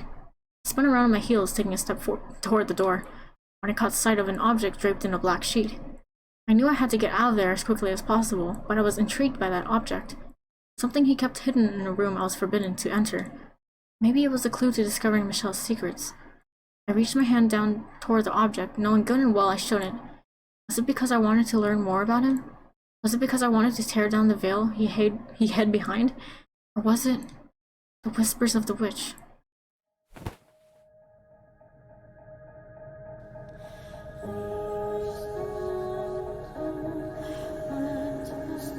What do we have here?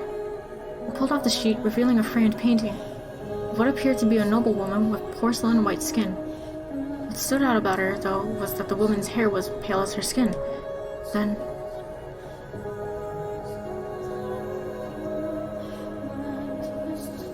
what? I noticed something else.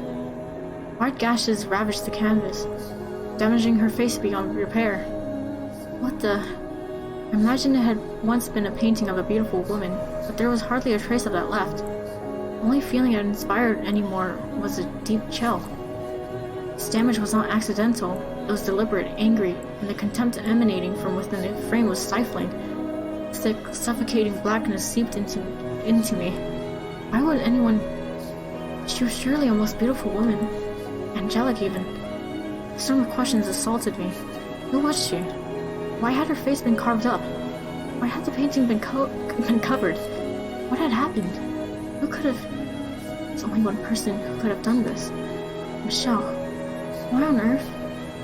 You saw it, didn't you? You saw the painting, didn't you? You entered my room without permission, and you saw the painting, didn't you? Angelic, you say? There's nothing angelic about that damned woman. I scrambled to make some excuse, but nothing would come out of my mouth. All I could do was tremble.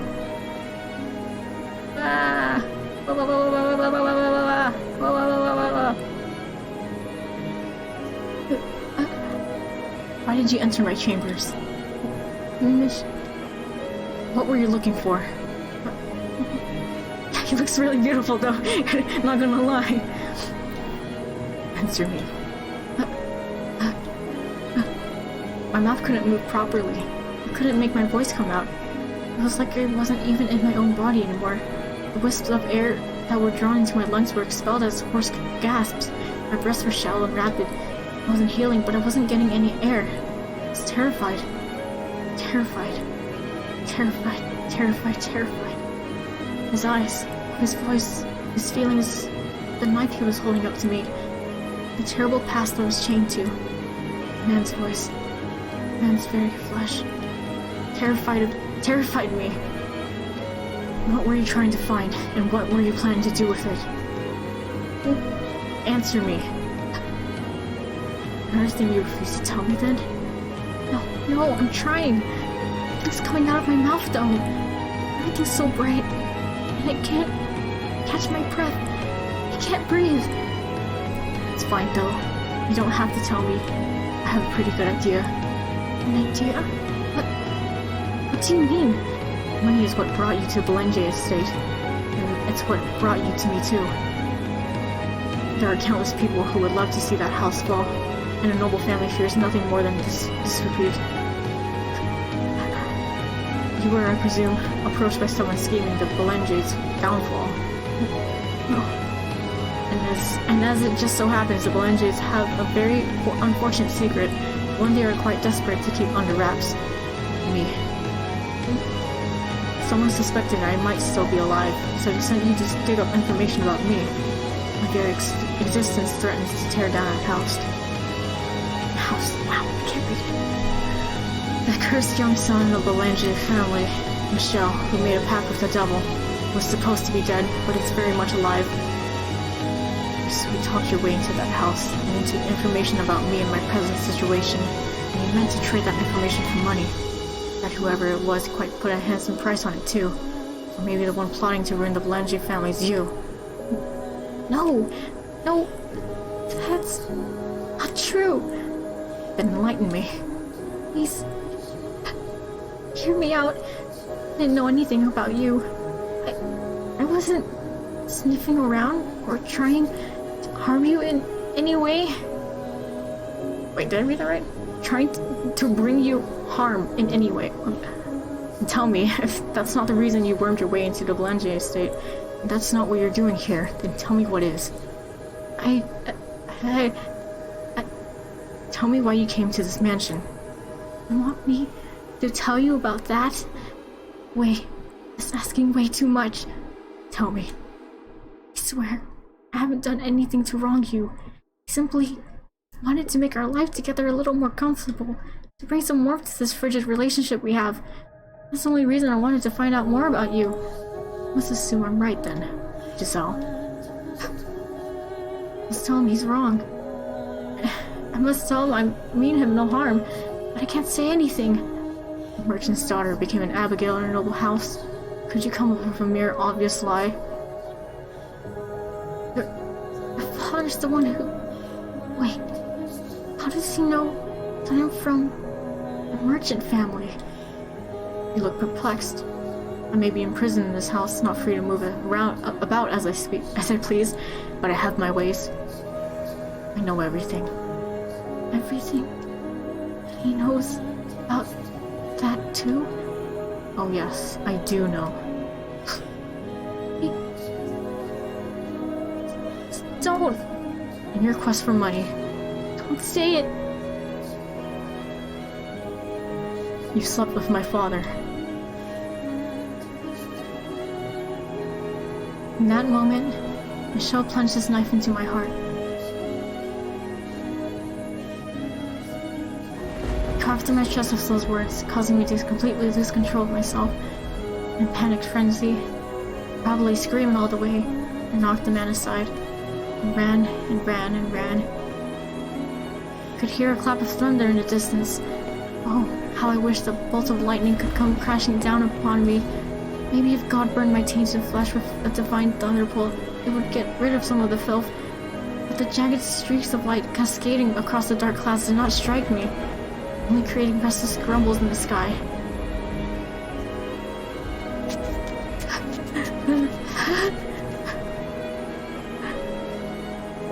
Running, breathing, much.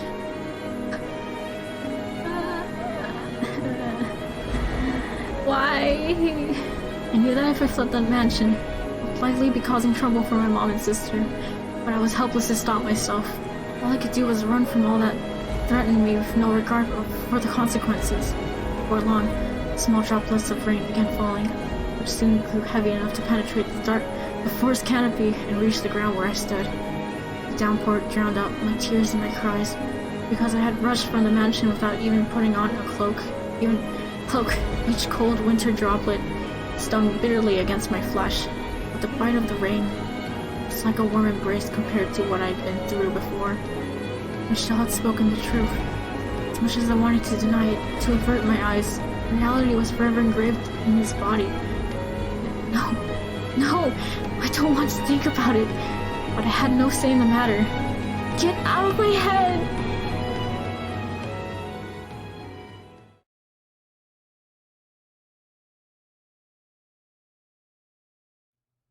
Come over here, Giselle. Okay, may I ask you why you asked me here so late at night, Master? Oh, I just wanted to have a little chat. Care for some wine? Come closer and I'll pour you a glass. Yeah. I had this wine imported from up north. I use every hard water and like it rather tart, so it leaves quite the lasting impression on your tongue. And yet it goes down so easily, and you just can't seem to stop. What do you say? Have a sip. Or does your expertise as a trader allow you to evaluate a wine's quality without tasting it?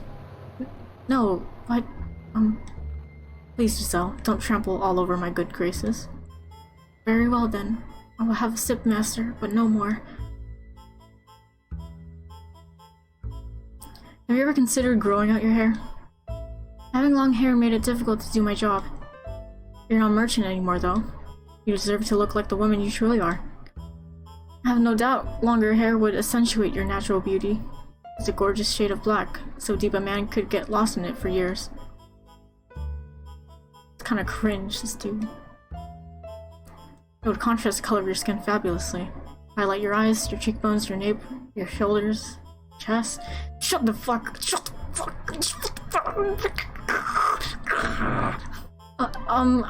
I should get going. Oh, but we're not done talking yet. I would not want a lack of sleep to interfere with my ability to work tomorrow. Thank you very much for the wine. It was delicious. No need to be so cold-hearted now. From the moment I first laid eyes on you. Master! That's enough fooling around for one night. Now, don't be afraid. I wouldn't do anything to hurt you.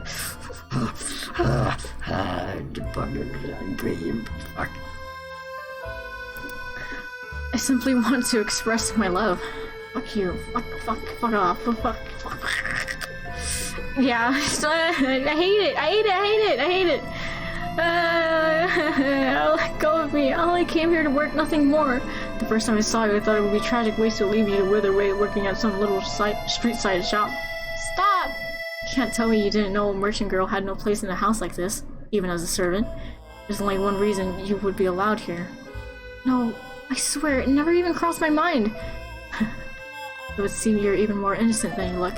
But you figured it all out by now, haven't you? No, Giselle's okay. But the pain of his words was enough to stab her heart, theoretically. It hurt that much. No, let go of me. Stop this! Keep your voice down. Shut the Do not shout, Giselle. If anyone were to find out about this, you would be the one shouldering the consequences on me. But you're a maid, and I'm the master of the house. Whose word do you think holds more weight? Don't worry, I won't do anything to hurt you. I promise your family will be exceptionally well taken care of. Your mother will have the comfortable life you wanted for her. You know what will happen if you raise a fuss and make a fool of yourself. Not only will your family not get any of our money, not only will your sister not get to marry, you'll all spend the rest of your lives on the streets. How could you be so cruel? This is blackmail. Blackmail? For a merchant's daughter, you don't know much about trade, do you?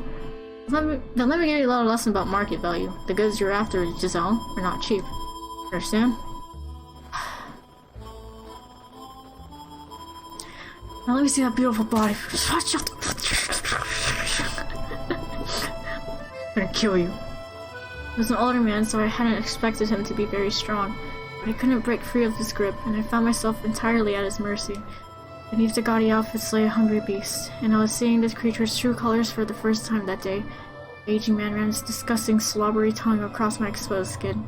Everything he placed his hands upon withered away. Every piece of flesh he pressed his lips against putrefied, rotted, decayed, wrinkled. I trembled in revulsion, at which the man laughed, seemingly interpreting it as something else. I wondered what kind of place hell was. If hell's wardens only flayed and carved their prisoners, I would have preferred that instead. I would have rather been sliced into tiny little chunks and cast into the hellfire. I would have chosen eternal torment over being touched by this man. Another second. But I didn't get to choose my hell. Eventually, the man forced open the gates I had been holding fast and spread his festering death inside me.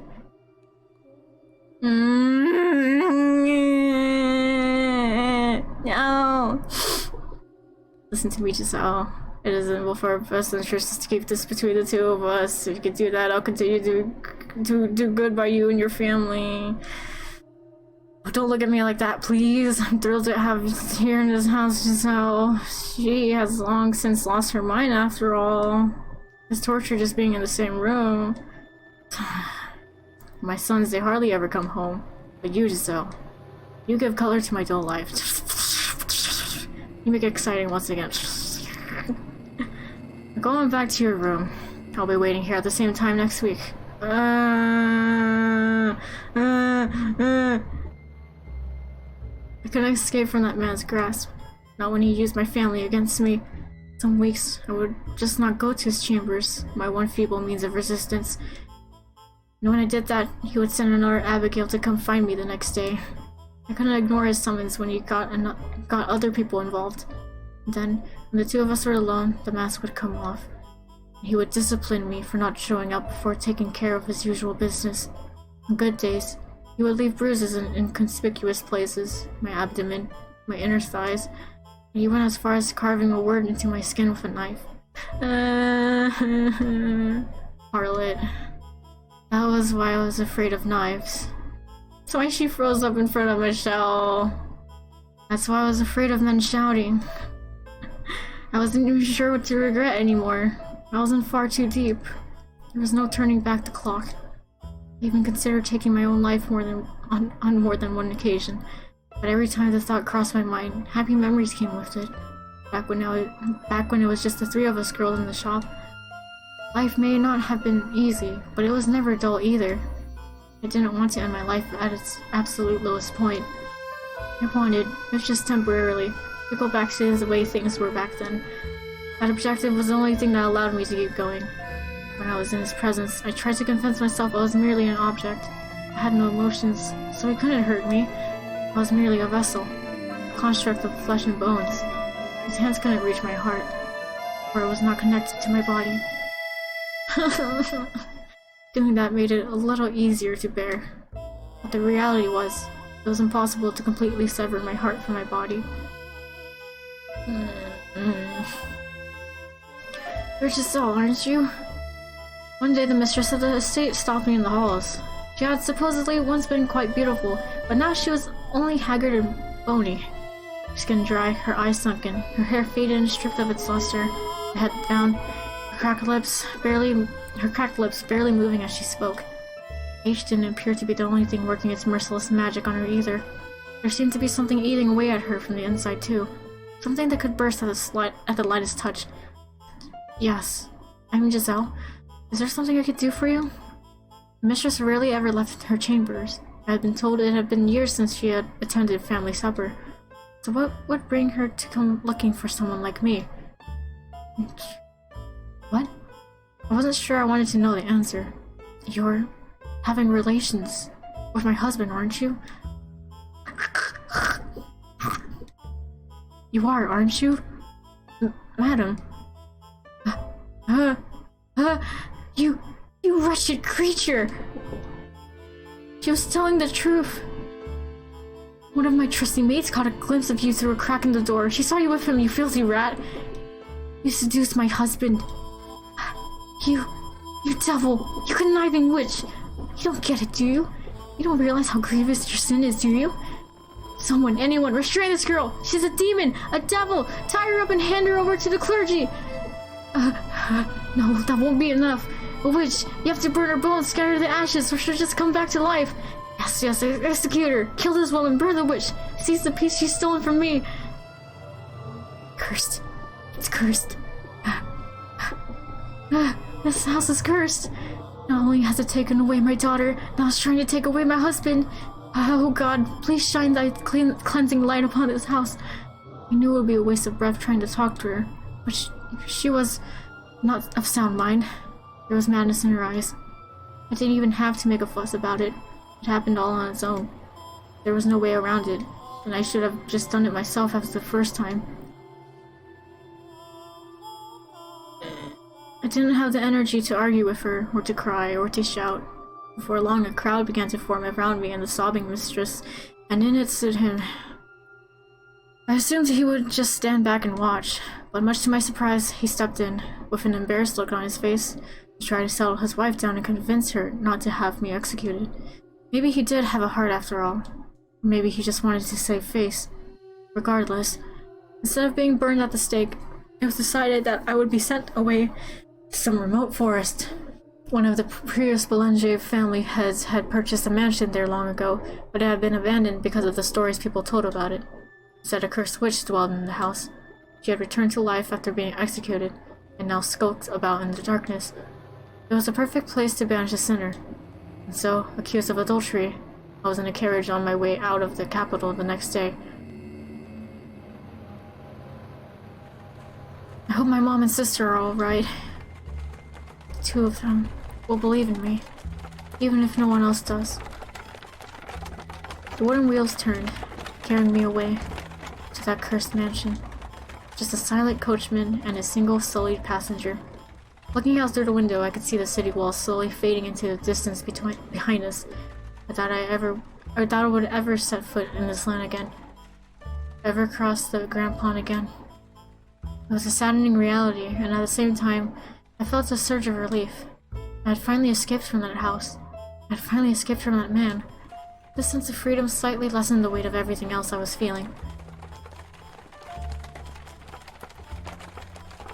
A good while after we left the capital, the coachman handed me a letter. On the sheet of parchment was a rather startling revelation. There was someone else already living at the house where I was to reside, the Belanger's youngest child. But the letter didn't say why he had been sent to the cursed mansion, only that he was there. Beyond that, the letter only made a single request, that I look after him and not ask any questions. So I'm not just being sent off to the middle of nowhere. Still have work to do.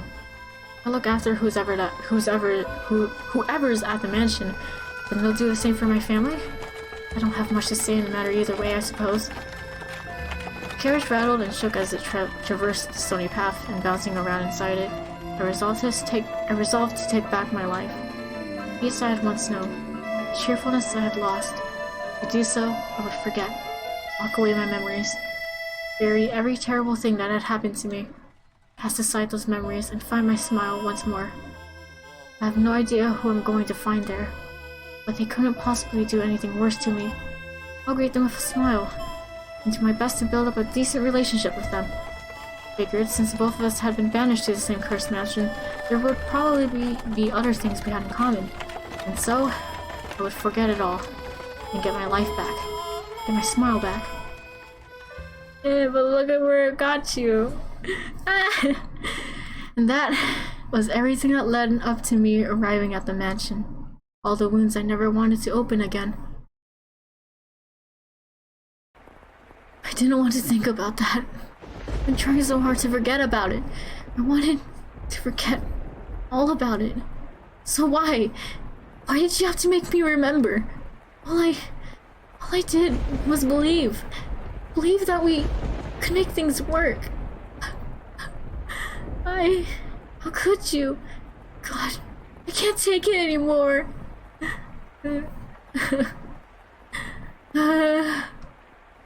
Once the memories had broken free, they all flooded back with perfect clarity. Exactly how he ran his hands across me, exactly where he hit me, where he cut me, like I was going through it again this very moment.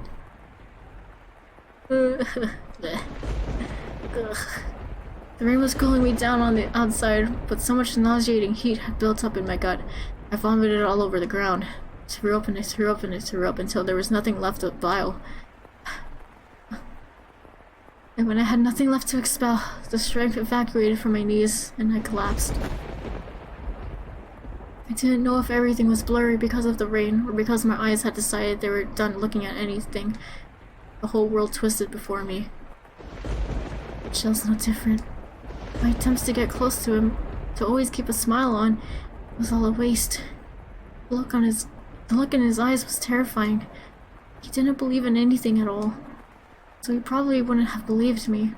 I had told him the truth. He's convinced I have an ulterior motive. There's probably no changing his mind. Such a cold rain. I'll lie down here and go to sleep. I wonder if all the warmth would eventually drain from my body, and then I'll decompose and become part of the earth. You know, that might actually be nice. I like that.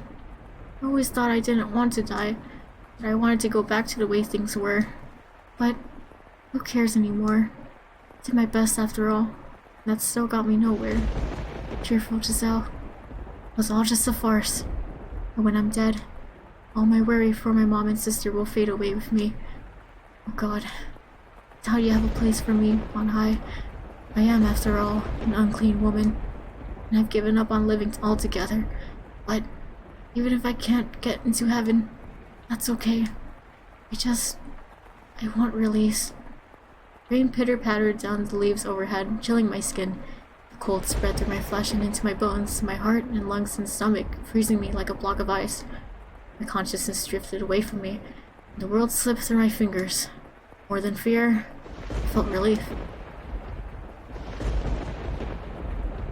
Utter black, and that, I was sure, was the end of me.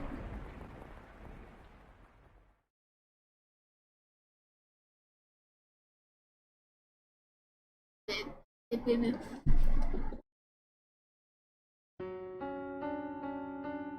That, I was sure, was the end of me. I am even now putting her through a harrowing experience, digging up the memories she locked away, the past she wanted to pretend never happened, and laying it all out before her once more.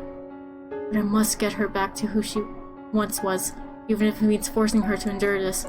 She must remember everything, because I need to know. Why did she become the maid? And what secrets does this house hold? You're... Michelle. Yes, my name is Michelle. I'm not the white-haired girl. The person you were searching for was a man who once hurt you deeply. Me. Why? What was her why referring to? Why I hurt her? Or why I'm here? Perhaps why I didn't show up until now. Not having an answer for her, I clench her cold hands in mine. I wonder, were her hands this cold that night too?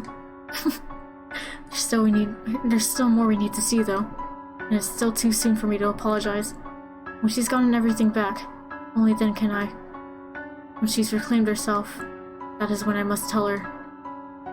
Now let us return to our past. Our story has only just begun.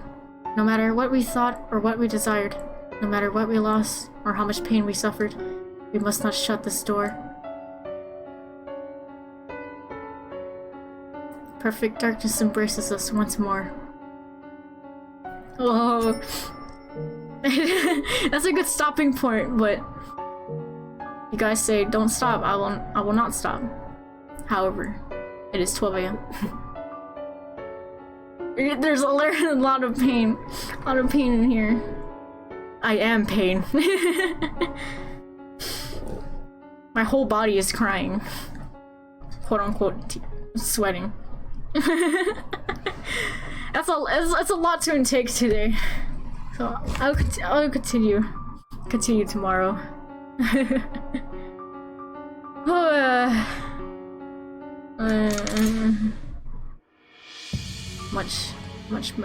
Much pain.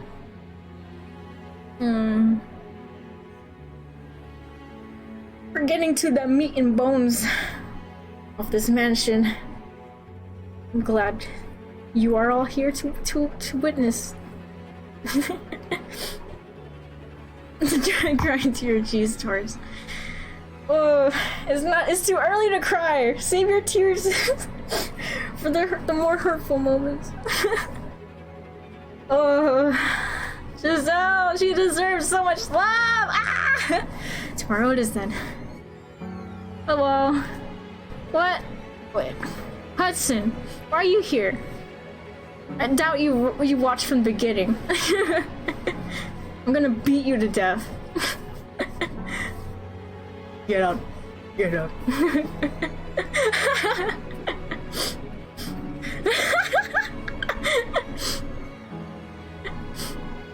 This clown, this is not, at least watch the other ones. At least watch the other ones for BG noise, not this part. You're supposed to watch in order.